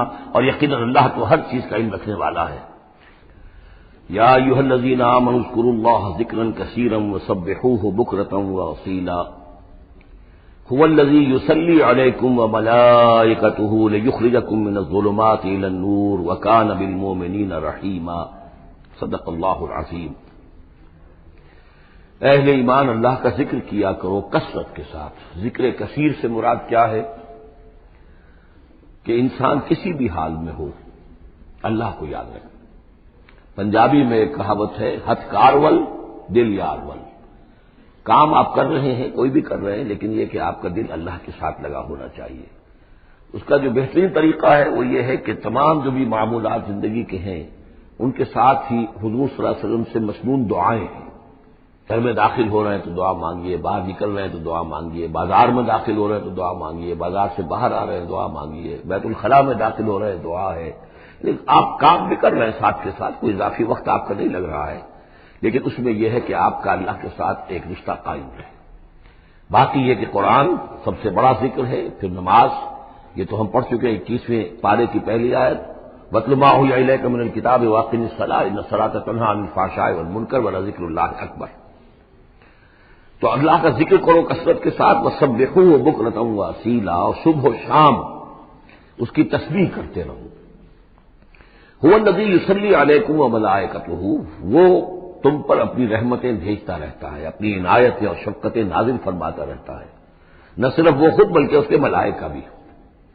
اب یہ دیکھیے وہی لفظ ہے جو حضور کے بارے میں آیا ہے ان اللہ وملائکتہ یصلون علی النبی. یقیناً اللہ اور اس کے فرشتے نبی پر رحمتیں بھیجتے ہیں. لیکن یہ فرمایا جا رہا کہ ایک عام اہل ایمان کو بھی حصہ ملتا ہے اس میں سے. اللہ کی عنایتیں ہیں، اللہ کی رحمتیں ہیں. وہی لفظ استعمال ہو رہا ہے اہل ایمان کے لیے. هو الذی یصلی علیکم وملائکتہ لیخرجکم من الظلمات الی النور. وہ اپنی رحمتیں اور عنایتیں نازل فرماتا رہتا ہے، وہ بھی اور اس کے فرشتے بھی، تاکہ نکالے تمہیں اندھیروں سے روشنی کی طرف. وکان بالمؤمنین رحیما. اور یقیناً اہل ایمان کے حق میں وہ بہت رحیم ہے. تحیتہم یوم یلقونہ سلام. ان کی دعا جو ہے جس روز کہ وہ اللہ سے ملیں گے ہوگا سلام. وعد لہم اجرا کریما. اور اللہ تعالیٰ نے ان کے لیے بہت باعزت اجر فراہم کیا ہوا ہے. یا ایھا النبی انا ارسلناک شاہدا ومبشرا ونذیرا وداعیا الی اللہ باذنہ وسراجا منیرا. اے نبی، اب یہاں نوٹ کیجئے، اے نبی ہم نے بھیجا ہے آپ کو. یہ نبوت اور رسالت کا کے درمیان جو ربط و تعلق ہے وہ بھی یہاں پر واضح ہو جائے گا. جیسے جس کسی شخص نے CSP کا امتحان پاس کر لیا، اب اس کی اپوائنٹمنٹ ہوتی ہے کسی جگہ پر، جاؤ وہاں پر DC لگو یا وہاں کوئی اور عہدہ جو ہے. ایک ہے اپوائنٹمنٹ، ایک ہے کارڈر. نبوت کارڈر ہے. اس کارڈر میں جو آ گئے ہیں اب جن کو اللہ ان میں سے چاہتا ہے اپوائنٹ کرتا ہے کسی خاص قوم کی طرف، کسی خاص علاقے کی طرف. تو اس اپوائنٹمنٹ کے بعد وہ اب رسول ہے. یا ایھا النبی، اے نبی. اسی لیے کہا جاتا ہے کہ حضور کی نبوت کا ظہور جو ہوا ہے وہ پہلی وحی سے. وہ سورہ علق کی 5 آیتیں. اقرأ بسم ربک الذی خلق، خلق الانسان من علق، اقرأ وربک الاکرم الذی علم بالقلم، علم الانسان ما لم یعلم. اب ان 5 آیتوں میں کہیں تبلیغ کا حکم نہیں ہے.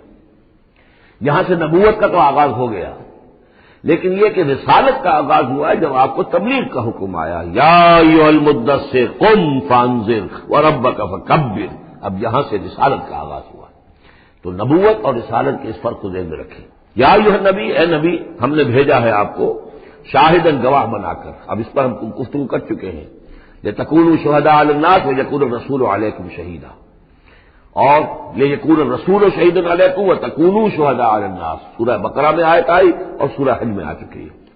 اور مبشر اور نذیر، بشارت دینے والے، خبردار کرنے والے، یہ تو بہت مرتبہ آ چکا ہے، جمع کے صیغے میں، واحد کے صیغے میں.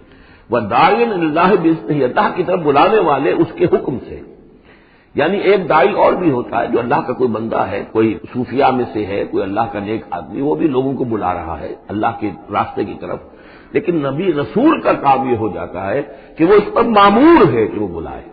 اس میں زمین و آسمان کا فرق ہے کہ ایک ہے کہ حفظان صحت کے اصولوں پر تمام شہریوں کو خیال رکھنا چاہیے، عمل کرنا چاہیے، گلیوں میں گندگی نہ ہو، یہ نہ ہو، وہ نہ ہو، یہ تو گویا کہ اصول شہریت میں سے. ایک محکمہ ہے جو قائم کیا گیا اسی کام کے لیے، وہ تو مامور ہے، وہ تو تنخواہ اسی کی لیتے ہیں، لہذا وہ ہم وقت اسی کام کے اوپر لگے ہوئے ہیں.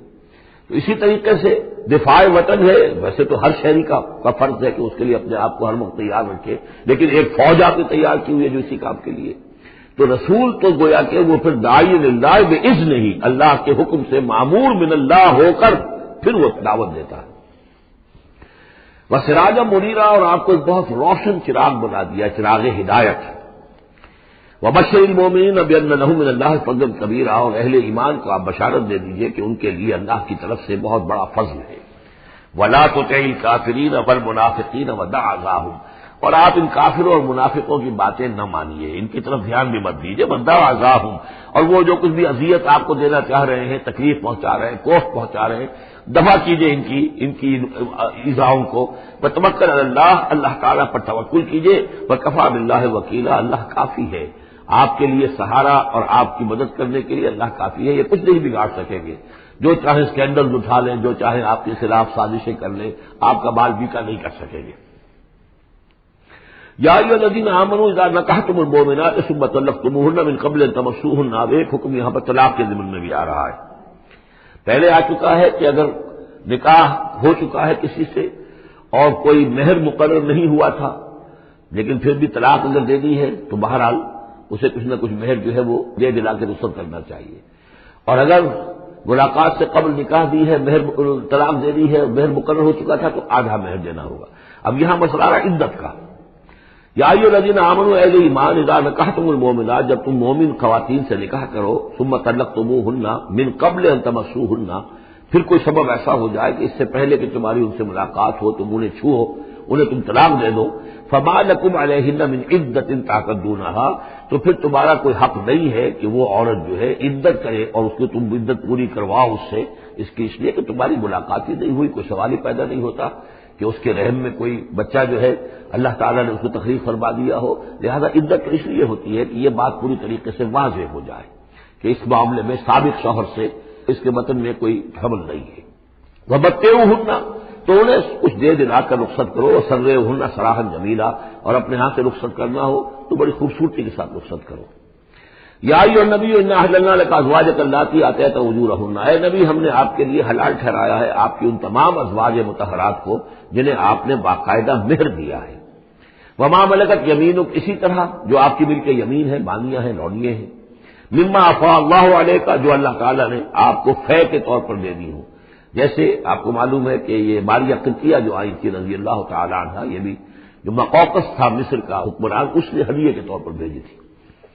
وہ بناتے امنے کا، وہ بناتے اماتے کا، اسی طرح آپ کے لیے نکاح کرنا جائز ہے اپنی چچا کی بیٹیوں سے اور اپنی پھپھیوں کی بیٹیوں سے. وہ بناتے خالے کا، اور اپنے ماموں کی بیٹیوں سے. وہ بناتے خالاتے کا، اپنی خالاؤں کی بیٹیوں سے. اللاتی ہاجرن معک، جنہوں نے آپ کے ساتھ ہجرت کی ہے. وامرأۃ مومنۃ، اسی طرح ایک مومن عورت وہ بھی آپ کے لیے حلال ہے کہ آپ اس سے نکاح کریں. ان وہبت نفسہا للنبی، اگر وہ ہبہ کر دیتی ہے اپنا نفس نبی کو، یعنی وہ مہر بھی نہیں مانگتی، وہ کہتی کہ میں اپنے آپ کو ہبہ کر رہی ہوں. ان اراد النبی ان یستنکحھا، اگر نبی کا ارادہ ہو کہ وہ ان سے نکاح کرے. خالصۃ لک من دون المؤمنین، یہ جو ہے رعایت آپ کو دی گئی ہے تمام اہل ایمان سے علیحدہ رکھ کر، یعنی تمام اہل ایمان کے لیے زیادہ زیادہ 4 کی قید ہے، لیکن آپ کے لیے یہ سب جو آپ کے گھروں میں آباد ہے یہ سب جائز ہے. ان میں سے کسی کو بھی آپ طلاق نہیں دیں گے، اور 4 کی جو قید ہے وہ آپ پر نہیں ہے. قد علمنا ما فرضنا علیہم من ازواجہم، ہمیں خوب معلوم ہے کہ ہم نے عام مسلمانوں پر کیا کیا چیزیں ان کی بیویوں کے ضمن میں فرض کی ہیں، لازم کی ہیں، کہ ایک وقت میں 4 سے زیادہ کا نکاح نہیں ہو سکتا ہوں۔ وما ملکت ایمانہم، اسی طریقے سے جو ان کی لونیاں مانیاں ہیں ان کے بارے میں بھی ہم نے کیا کیا قواعد و ضوابط کا انہیں پابند کیا ہے، لکہ لا یکون علیک حرج، تاکہ آپ پر کوئی تنگی نہ ہو، وکان اللہ غفور الرحیم، اللہ غفور الرحیم ہے۔ اصل میں حضور کا جو تعدد ازدواج کا معاملہ اس میں کئی مصلحتیں تھیں۔ ایک مسئلہ تو یہ بھی تھی، مثلا یہ کہ حضرت عائشہ صدیقہ رضی اللہ تعالی عنہا سے نکاح کی جو مسئلہ سب سے بڑی یہ سامنے آتی ہے کہ وہ بیوہ ہو گئی ہیں جبکہ ابھی جوان تھی، وہ 18 برس کی عمر تھی جبکہ بیوہ ہو گئی ہیں، لیکن انہیں پھر طویل وقت ملا ہے، وہ معلمہ امت بن گئی ہیں۔ خواتین کے لیے تو وہی معلمہ ہے، جو بھی زر و شوق کے تعلقات ہوتے ہیں اس میں خواتین آ کر مسئلہ پوچھتی تھی تو ام المومنین صدیقہ رضی اللہ تعالیٰ انہیں بتاتی تھی۔ تو طویل امت اس لیے کہ امت کے لیے تعلیم کا کوئی اور نظام تو نہیں تھا۔ اسی طرح عرب کا جو معاشرہ تھا، قبائلی معاشرہ تھا، اس میں یہ ہوتا تھا کہ کوئی بڑی شخصیت جو ہے اس کے دوسرے جو قبائل ہیں ان کے سرداروں وغیرہ سے کوئی رشتہ داری اگر ہو جائے تو اس سے بھی ایک تقویت حاصل ہوتی تھی اس نظام کو۔ تو یہ مختلف اسباب سے حضور کے لیے خاص طور پر یہ رعایت جو ہے کی گئی ہے کہ جو عام مسلمانوں کے لیے نہیں ہے۔ وکان اللہ غفور الرحیم، یقین اللہ غفور الرحیم ہے۔ ترجی من تشاء منہن وتؤوی الیہ من تشاء، اور پھر یہ بھی کہ آپ کر سکتے ہیں کہ ان میں سے جس کو چاہیں ذرا اپنے سے دور کر دیں اور جس کو چاہیں اپنے قریب لے آئیں، یعنی وہ مساوات بھی حضور پر لازم نہیں تھی، اگرچہ حضور نے کی ہے لیکن وہ مساوات حضور پر لازم نہیں تھی، اس لیے کہ آپ کو یہ اجازت دی گئی تھی کہ اگر اپنی ازواج مطہرات میں سے کسی کو ذرا فاصلے پر کر دیں، ذرا اس سے اپنا وقت وغیرہ دینا کم کر دیں تو کوئی حرج نہیں تھا، آپ پر کوئی اس کی ملامت نہیں تھی اللہ کی طرف سے۔ کسی کو زیادہ آپ اپنے پاس رکھیں یا زیادہ اس کے پاس ٹھہرے تو اس میں بھی کوئی پابندی آپ پر نہیں تھی، صاف اجازت دی گئی ہے۔ ترجی من تشاء، جو دور ذرا کر دے اپنے سے جس کو چاہے، وتؤوی الیک من تشاء، اور جس کو چاہے اپنے پاس قریب کر لو، ومن ابتغیت ممن عزلت، اور جسے آپ نے کہیں ذرا سا اپنے سے پرے کر دیا ہو اگر انہیں دوبارہ قریب اپنے لانا چاہو فلا جناح علیک، تو اس میں بھی آپ پر کوئی حرج نہیں ہے۔ ذالک ادنیٰ ان تقر اعینہن، یہ زیادہ قریب تر ہے اس سے کہ ان کی آنکھیں بھی ٹھنڈی رہیں، ولا یحزن، اور وہ رنجیدہ نہ ہو، یعنی ایسا نہ ہو کہ کسی اپنی زوجہ محترمہ سے آپ ذرا زیادہ دیر کے لیے جو ہے وہ دور رہیں، ایسا بھی نہیں ہونا چاہیے، ان کی بھی آنکھوں کی ٹھنڈک رہنی چاہیے۔ وَيَرْضَيْنَ بِمَا آتَيْتَهُنَّ كُلُّهُنَّ، اور تاکہ وہ سب کی سب راضی رہیں ان چیزوں سے جو آپ انہیں دیتے ہیں۔ حضور کا معاملہ یہ تھا کہ آپ نے کامل مساوات برتی ہے، ناپ تول کے ساتھ، نان نفقہ سب کا برابر، وقت اپنا سب کے ساتھ برابر، باریاں مقرر ہیں اور باریوں پہ ہی آپ شب باشی فرماتے تھے، آج ان کے پاس ہے، کل ان کے پاس ہے، پرسوں ان کے پاس ہے۔ ایک وقت آپ نے رکھا تھا جب مدینے میں آپ ہوتے تھے تو عصر اور مغرب کے درمیان چند منٹ کے لیے 5-5 7-7 منٹ کے لیے آپ سب کے ہاں ہو آتے تھے تاکہ سب سے اس روز کی ملاقات ہو جائے۔ باقی یہ ہے کہ شام کو شب باشی، ظاہر بات ہے رات کو کہ ایک کے ہاں ہوتی تھی، اور ہر چیز کے اندر جو ہے حضور نے صلی اللہ علیہ وسلم پوری مساوات کی ہے، اور اس پر بھی آپ کہتے تھے اللہم ھذا قسمی فیما املک، اے اللہ جو چیزیں میرے اختیار میں ہیں جن میں ناپ تول ہو سکتا ہے اس میں تو میں نے برابر کی تقسیم کر دی ہے، فلا تلمنی فیما تملک ولا املک، تو اللہ مجھے اس پر ملامت نہ ہو کہ جو میرے اختیار میں نہیں بلکہ تیرے اختیار میں، یعنی میرا دلی رجحان اگر ان میں سے کسی ایک طرف زیادہ ہے تو ظاہر بات ہے انسان کو اس کے اوپر اختیار نہیں ہے، اور یہ سورہ نساء میں آ بھی چکا ہے کہ یہ معاملہ تو تم چاہو بھی تو اس میں تمہارے لیے ممکن ہی نہیں ہے کہ اس قلبی رجحان کو بھی برابر تقسیم کر سکو، یہ تمہارے اختیار میں نہیں ہے، تو ظاہر بات ہے اس کے اوپر اللہ تعالیٰ کی طرف سے بات کچھ بھی نہیں ہے۔ واللہ یعلم ما فی قلوبکم، اللہ جانتا ہے جو کچھ کہ تمہارے دلوں میں ہے، وقال اللہ علیما حکیما، اللہ علیم اور حکیم ہے۔ لا یحل لک النساء من بعد، لیکن اب اس کے بعد جتنے بھی نکاح آپ کر چکے ہیں اب آپ کے لیے کوئی اور نکاح کرنا جائز نہیں ہے۔ یہ صورتحال بس اب فل سٹاپ لگ گیا ہے، اب نہ تو ان میں سے کسی کو آپ طلاق دیں گے اور نہ ہی مزید کوئی شادی کریں گے، ولا ان تتبدل بہن من ازواج، اور نہ یہ کہ آپ ان میں سے کسی کی جگہ کسی اور کو لائیں گے، ولو اعجبک حسنہن، خواہ آپ کو وہ بہت پسند بھی آئی ہو، اگر کسی خاتون کی طرف آپ کی رغبت ہو بھی گئی ہو بالبناء طب بشری، تو اب آپ کو مزید نکاح کی اجازت نہیں ہے۔ دیکھیے قرآن مجید صاف صاف بات کرتا ہے، خود حضور نے صاف بات کی ہے، مجھے تمہاری دنیا سے 2 ہی چیزیں پسند ہیں یا شاید 3 چیزیں پسند ہیں، ایک تو یہ کہ خوشبو پسند ہے، ایک عورتیں مجھے پسند ہیں، تو جو آپ نے اس میں قطعاً کوئی آپ نے جھجک نہیں رکھی کہ جو باتیں ہیں، جو بھی فطرت ہے انسان کی اور جو بھی اللہ تعالیٰ نے بنائی ہے اس کے مطابق، تو آپ نے فرمایا کہ مجھے تو دلچسپی ہے، کوئی شک نہیں۔ ولا اعجبک حسنہن، اگرچہ کوئی آپ کو زیادہ ہی پسند آ جائے، لیکن یہ کہ اب آپ کو اجازت نہیں ہے نکاح کی، الا ما ملکت یمینک، سوائے اس کے کہ جو آپ کی بادی ہو، کوئی لوڈی ہو، کسی جنگ میں اگر وہ معاملہ ہو جاتا ہے تو اس کا معاملہ علیحدہ ہے، یہ نکاح کا معاملہ ہے۔ حضور کے ہاں دو لونڈیاں ہیں، ماریہ قبطیہ اور ایک حضرت ریحانہ رضی اللہ تعالی عنہما۔ وکان اللہ علی کل شیء رقیبا، اللہ تعالیٰ ہر چیز پر نگران ہے، ہر چیز کا پہرا دے رہا ہے۔ یا ایھا الذین آمنوا لا تدخلوا بیوت النبی الا یؤذن لکم، اب دیکھیے جو ہم سورہ نور میں پڑھ آئے ہیں کہ اے مسلمانوں تم کسی گھر کے اندر داخل نہ ہو جب تک کہ تمہیں حتی تستأنسوا ویؤذن لکم، اور اجازت نہ تمہیں مل جائے اور تم ان سے جو ہے پہلے بات چیت کرو، اذن لے کر داخل ہو۔ یہ سورہ نور میں آیت نمبر 27 اور 28، حتی تستأنسوا اور 28 میں آیا یؤذن لکم۔ لیکن یہ اس سے پہلے حکم آ رہا ہے، یہ حکم بھی سب سے پہلے نبی کے گھر کے بارے میں آیا، جیسا کہ میں بتا چکا ہوں یہ سن 5 کا نزول ہے، وہ سن 6 کا نزول ہے، پھر اس کو ایکسٹینڈ کیا ہے تمام مسلمانوں پر۔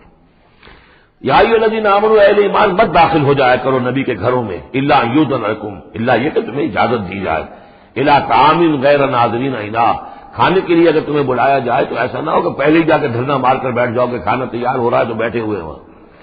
ولیکن اذا دعیتم فادخلوا، جب تمہیں بلایا جائے تب داخل ہو، فاذا طعمتم فانتشروا، جب کھانا کھا لو تو پھر وہاں سے منتشر ہو جاؤ، چلے جاؤ۔ ولا مستانسین لحدیث، اور وہاں بیٹھ نہ رہو، وہ ڈیرا جما کر کے اب حضور کی باتیں سنیں گے، کچھ گفتگو ہوگی تو بیٹھے رہیں۔ ان ذالکم کان یؤذی النبی، یہ چیز نبی کے لیے ایذا کی باعث تھی، انہیں تکلیف پہنچا رہی تھی۔ وہی جو پرائیویسی ہے گھر کی، اب اس میں یہ ہے کہ کوئی آ گیا ہے اور دھرنا مار کے بیٹھا ہوا ہے، حضور کی مروت ہے، حضور شرافت کی وجہ سے کچھ کہہ بھی نہیں سکتے ہیں، اور ظاہر بات ہے وہ کوئی ایک ایک کنال کے اور ایک ایک ایکڑ کے گھر تو تھے نہیں، وہ چھوٹا سا کوئی ایک حجرہ ہے۔ اب اسی میں بعض اوقات ایسا ہوتا تھا کہ حضرت عائشہ کے حجرے میں کوئی شخص آ گیا ملنے کے لیے، اس نے اذن چاہا تو حضور نے بلا لیا تو حضرت عائشہ ذرا پیٹھ موڑ کر بیٹھ گئی، اپنی کمر ادھر کر دی، کوئی چادر اوپر لے لی، اور کہاں جگہ تھی وہاں پر، وہیں پر آ کر وہ شخص آ کے اپنی بات کرتا تھا، پھر چلا جاتا تھا۔ تو فرمایا کہ یہ چیزیں جو ہے یہ یقیناً تکلیف باعث بن رہی تھی۔ ان ذالکم کان یؤذی النبی فیستحیی منکم، تو وہ تو تم سے حیا کرتے ہیں، کہہ نہیں سکتے کچھ۔ واللہ لا یستحیی من الحق، اللہ کو حق کے بیان کرنے میں کوئی جھجک نہیں ہے۔ وَإِذَا سَأَلْتُمُوهُنَّ مَتَاعًا فَاسْأَلُوهُنَّ مِنْ وَرَاءِ حِجَابٍ، اب یہ پہلی مرتبہ لفظ حجاب آیا ہے قرآن میں۔ جب تمہیں نبی کی بیویوں سے کوئی چیز مانگنی ہو تو پردے کی اوٹ سے مانگو۔ یہ گویا کہ اس پردے اور حجاب کے لیے پہلا حکم آیا ہے کہ دروازوں کے اوپر پردے ڈال دیے جائیں، اور یہ کہ پردے کے پیچھے سے رو در رو ہو کر نہیں، ایک دوسرے کے آمنے سامنے ہو کر نہیں، پردے کے پیچھے سے مانگو۔ یہاں سے حجاب کا سلسلہ اب شروع ہوا۔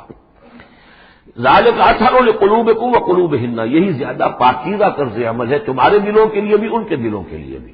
ظاہر بات ہے کہ مرد اور عورت کے درمیان جو بھی اللہ تعالیٰ نے رکھی ہے، کشش رکھی ہے، اب ان چیزوں میں بہتر یہی ہے کہ نگاہ ایک دوسرے پر نہ پڑے۔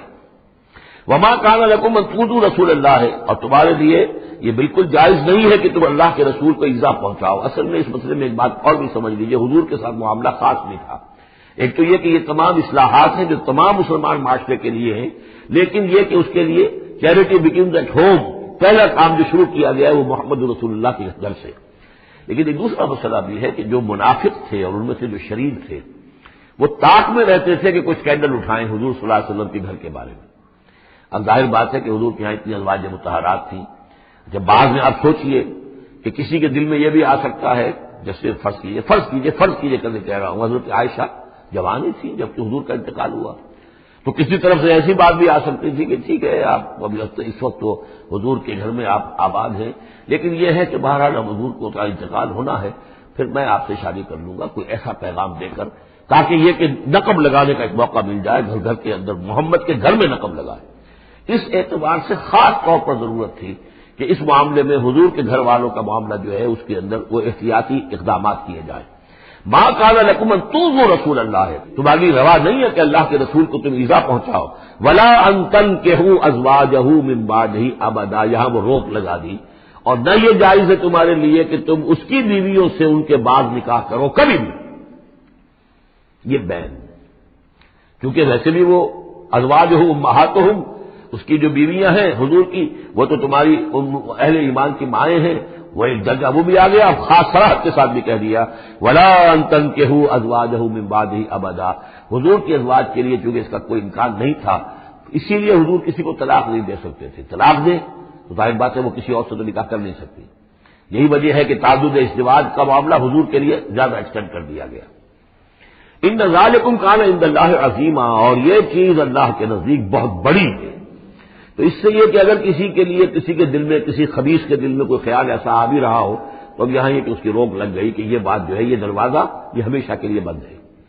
ان تبدوا شیئا اور تخفوہ فإن اللہ کان بکل شیء علیما، خواہ تم کسی چیز کو ظاہر کرو اور خواہ تم چھپاؤ، اللہ تعالیٰ تو ہر چیز کا علم رکھتا ہے. لا جناح علیہن فی آبائہن، اب یہ وہ حکم آ رہا ہے جو تفصیل سے آیا ہے بڑی، وہ تو اب ہم پڑھ چکے سورہ نساء میں، وہ بعد میں آیا ہے. یہ ذرا مختصر آ رہا ہے کہ گھر میں داخلے سے جن کو روک دیا گیا ہے کہ وہ گھر سے باہر کھڑے ہو کر مانگے جو کچھ مانگنا ہے، گھر میں داخل نہیں ہو سکتے. اب اس میں استثناء کون کون ہے؟ کون گھر میں جا سکتا ہے، اندر جا سکتا ہے، زنانے میں کون جا سکتا ہے؟ لا جناح علیہن، کوئی حرج نہیں ہے نبی کی بیویوں پر، فی آبائہن، ان کے باپوں کے بارے میں. حضرت عمر آئے حضرت حفصہ کے گھر میں کوئی رکاوٹ نہیں، حضرت ابو بکر آئے حضرت عائشہ کے گھر میں کوئی رکاوٹ نہیں. ولا ابنائہن، نہ ان کے بیٹوں کے بارے میں. ولا اخوانہن، نہ ان کے بھائیوں کے بارے میں. ولا ابناء اخوانہن، نہ ان کے بھائیوں کے بیٹے یعنی بھتیجوں کا. ولا ابناء اخواتہن، اور نہ ان کی بہنوں کے بیٹے یعنی بھانجوں کا. ولا نسائہن، اور نہ ہی ان کی اپنی جان پہچان والی عورتوں کا. ولا ما ملکت ایمانکم، اور جو غلام یا جو لونیاں ہیں، اور اکثر و بیشتر اہل سنت کے نزدیک یہاں سے لونیاں مراد ہیں، ان کے بارے میں ٹھیک ہے وہ گھر میں داخل ہوں.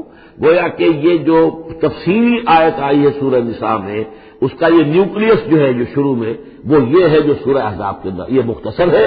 مزید اس میں پوری فہرست کر کے اس کو مکمل کر دیا ہے کہ یہ ہے محرم، اور جو محرم ہے وہ محرمات ابدیہ ہیں، ان سے کبھی بھی کسی بھی حالت میں نکاح ہو ہی نہیں سکتا اس عورت کا. باقی یہ ہے جتنے بھی مرد ہیں وہ نامحرم ہیں، وہ باہر رہیں گے، کوئی چیز مانگنی ہے پردے کی عورت سے مانگیں گے، یہ ان کا معاملہ رہے گا. اور گھر میں داخل ہوں گے اگر تو عورت پردہ کرے گی، جیسے کہ حضرت عائشہ کا میں نے آپ کو طریقہ بتایا، یا اگر کہ 2 کمرے ہیں تو عورت کسی اور کمرے میں جائے گی اور وہ جو ہے وہ کسی اور کمرے میں آئیں گے. یہ طریقہ ہے اسلامی معاشرت کا، مسلمانوں کی طرز رہائش کا. واتقین اللہ، اور اے نبی کی بیویوں ڈرتی رہو اللہ سے. ان اللہ کان علی کل شیء شہیدا، یقینا اللہ تعالیٰ ہر چیز پر گواہ ہے. ان اللہ وملائکتہ یصلون علی النبی، اب یہ خاص طور پر لفظ وہی ہے یصلی علیکم وملائکتہ، یہ حضرت ترتیب بدل گئی ہے. یقیناً اللہ اور اس کے فرشتے رحمت اور شفقت اور عنایت نازل کرتے رہتے ہیں نبی پر صلی اللہ علیہ وسلم. یا ایھا الذین آمنوا صلوا علیہ وسلموا تسلیما، اے ایمان کے دعوے دارو، اے ایمان لانے والو، تم بھی ان پر رحمت بھیجتے رہا کرو اور تم بھی اللہ تعالیٰ سے دعا کرتے رہا کرو کہ اللہ ان کے اوپر اور درود بھیجے اور رحمت بھیجے. وسلموا تسلیما، انہیں سلام کیا کرو، ان کو سلام بھیجا کرو. ان الذین یؤذون اللہ ورسولہ، یقیناً وہ لوگ جو ایذا پہنچاتے ہیں اللہ کو اور اس کے رسول کو، لعنہم اللہ فی الدنیا. اب یہ منافقین کا تذکرہ ہو رہا ہے اس سورہ مبارکہ میں، جیسا کہ مدنی صورتوں میں اکثر و بیشتر ہے. ان الذین یؤذون اللہ ورسولہ، بے شک وہ لوگ جو ایذا پہنچاتے ہیں اللہ اور اس کے رسول کو، لعنہم اللہ فی الدنیا والآخرہ، تو لعنت اللہ نے ان پر لعنت کر دی ہے دنیا اور آخرت دونوں میں. وأعد لهم عذابا مہینا، اور ان کے لیے ایک بڑا اہانت آمیز عذاب تیار کر رکھا ہے. والذین یؤذون المؤمنین والمؤمنات بغیر ما اکتسبوا، اور وہ لوگ جو ایذا پہنچاتے ہیں مسلمان مردوں کو اور مسلمان عورتوں کو بغیر اس کے کہ انہوں نے کوئی گناہ کا ارتکاب کیا ہو، یعنی الزام لگاتے ہیں، اسکینڈلز ہیں، خامخواہ کی تہمتیں ہیں اور قذف ہو رہا ہے. فقد احتملوا بہتانا و اثما مبینا، تو انہوں نے تو اپنے اوپر جھوٹ کا اور بہت بڑے گناہ کا بوجھ لے لیا ہے. ابھی یہاں پر قذف کی سزا نہیں آئی، قذف کا حکم جو ہے اس کی حد وہ پھر سورہ نور میں آ چکے، وہ ہم پڑھ چکے ہیں. 80 درے لگائے جائیں، 80 کوڑے. اگر کوئی شخص کسی مسلمان خاتون کے اوپر زنا کا الزام لگائے اور پھر 4 گواہ پیش نہ کر سکے، 80 کوڑے لگیں گے. یا ایھا النبی قل لازواجک وبناتک ونساء، اب یہ پردے کا اگلا حکم آ رہا ہے.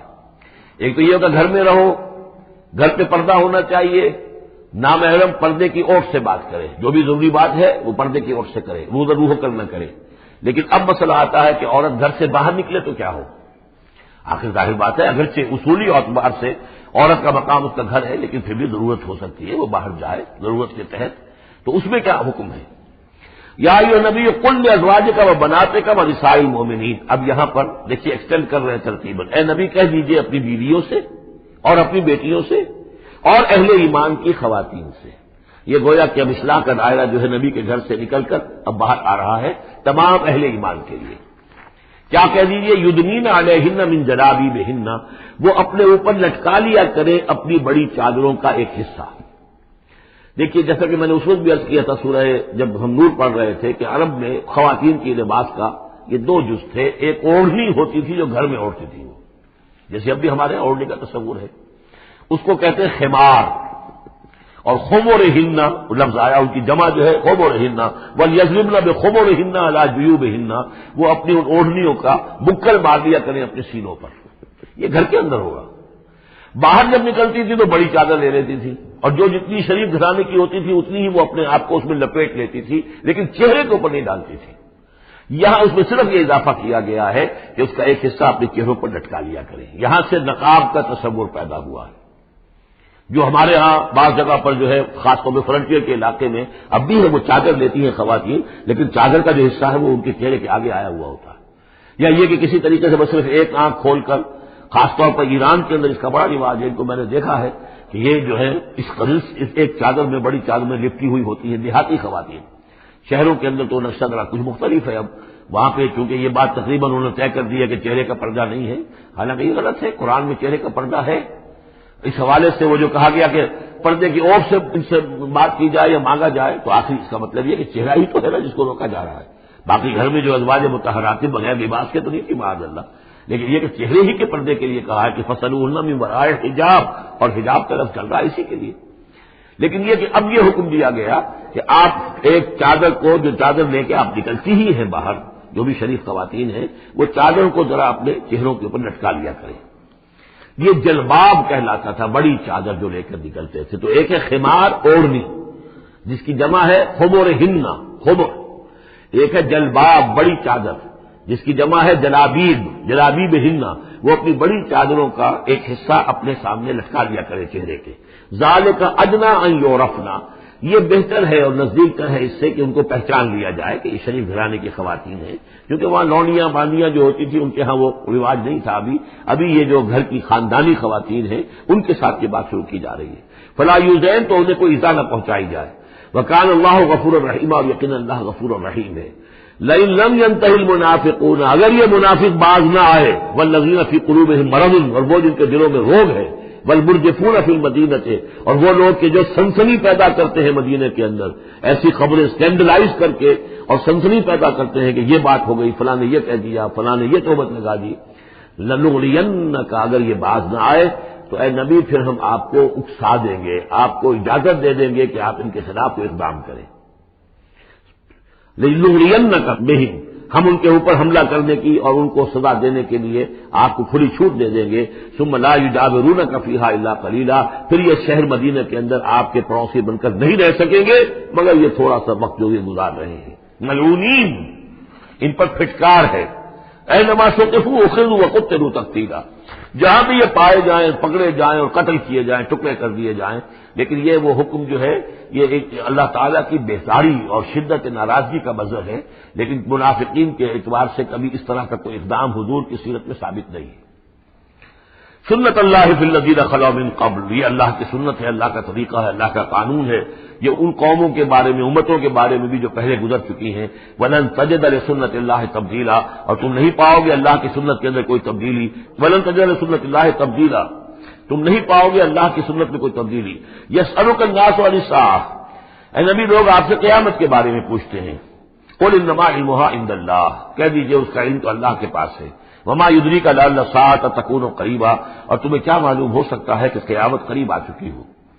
ان اللہ لعن الکافرین وأعد لهم سعیرا، اللہ نے کافروں پر لعنت فرمائی ہے اور ان کے لیے دہتی ہوئی آگ تیار کر رکھی ہے۔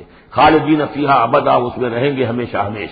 لا یجدون ولیا ولا نصیرا، نہیں پائیں گے کوئی حمایتی اور نہ مددگار۔ یوم تقلب وجوہہم فی النار، جس دن کے وہ اوندھے کر دیے جائیں گے آگ میں۔ یقولون یا لیتنا اطعنا اللہ واطعنا الرسولا، اس وقت کہیں گے کہ ہائے کاش کہ ہم نے اطاعت کی ہوتی اللہ کی اور اطاعت کی ہوتی اس کے رسول کی۔ وقالوا ربنا انا اطعنا سادتنا وكبراءنا فاضلونا السبیل، وہ کہیں گے اے اللہ ہم نے تو اپنے سرداروں اور اپنے جو بڑے چودھری تھے ان کی اطاعت ہم نے کی، ان کا کہنا مانا، ان کے کہے پر چلے، بس انہوں نے ہمیں صحیح راستے سے بھٹکا دیا۔ ربنا آتہم ضعفین من العذاب، اے اللہ ان کو دگنا عذاب دے، والعنہم لعنا کبیرا، اور ان پر لعنت فرما بہت ہی بڑی لعنت۔ یا ایھا الذین آمنوا لا تکونوا کالذین آذوا موسیٰ وبرأہ اللہ مما قالوا، اہل ایمان ان لوگوں کے مانند نہ ہو جاؤ کہ جنہوں نے موسیٰ کو اذیت دی تھی۔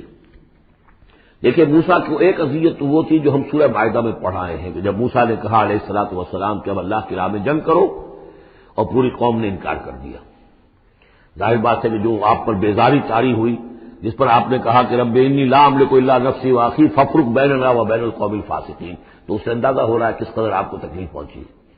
ایک بات روایات میں آتا ہے کہ آپ پر کوئی جسمانی عیب بھی لگایا گیا تھا، وہ اپنی حیا اور شرم کی وجہ سے وہ اپنا لباس جو ہے وہ خاص طور پر اکثر و بیشتر کبھی بھی آپ عریاں نہیں ہوتے تھے، جو ان کے ہاں جو رواج تھا ان میں یہ ہے کہ اتنا لحاظ نہیں رکھتے تھے، لیکن یہ کہ اب انہوں نے یہ کہنا شروع کر دیا کہ کوئی عیب ہے ان کے اندر جسمانی طور پر جس کی وجہ سے یہ اتنے شرم اور حیا کا مظاہرہ کرتے۔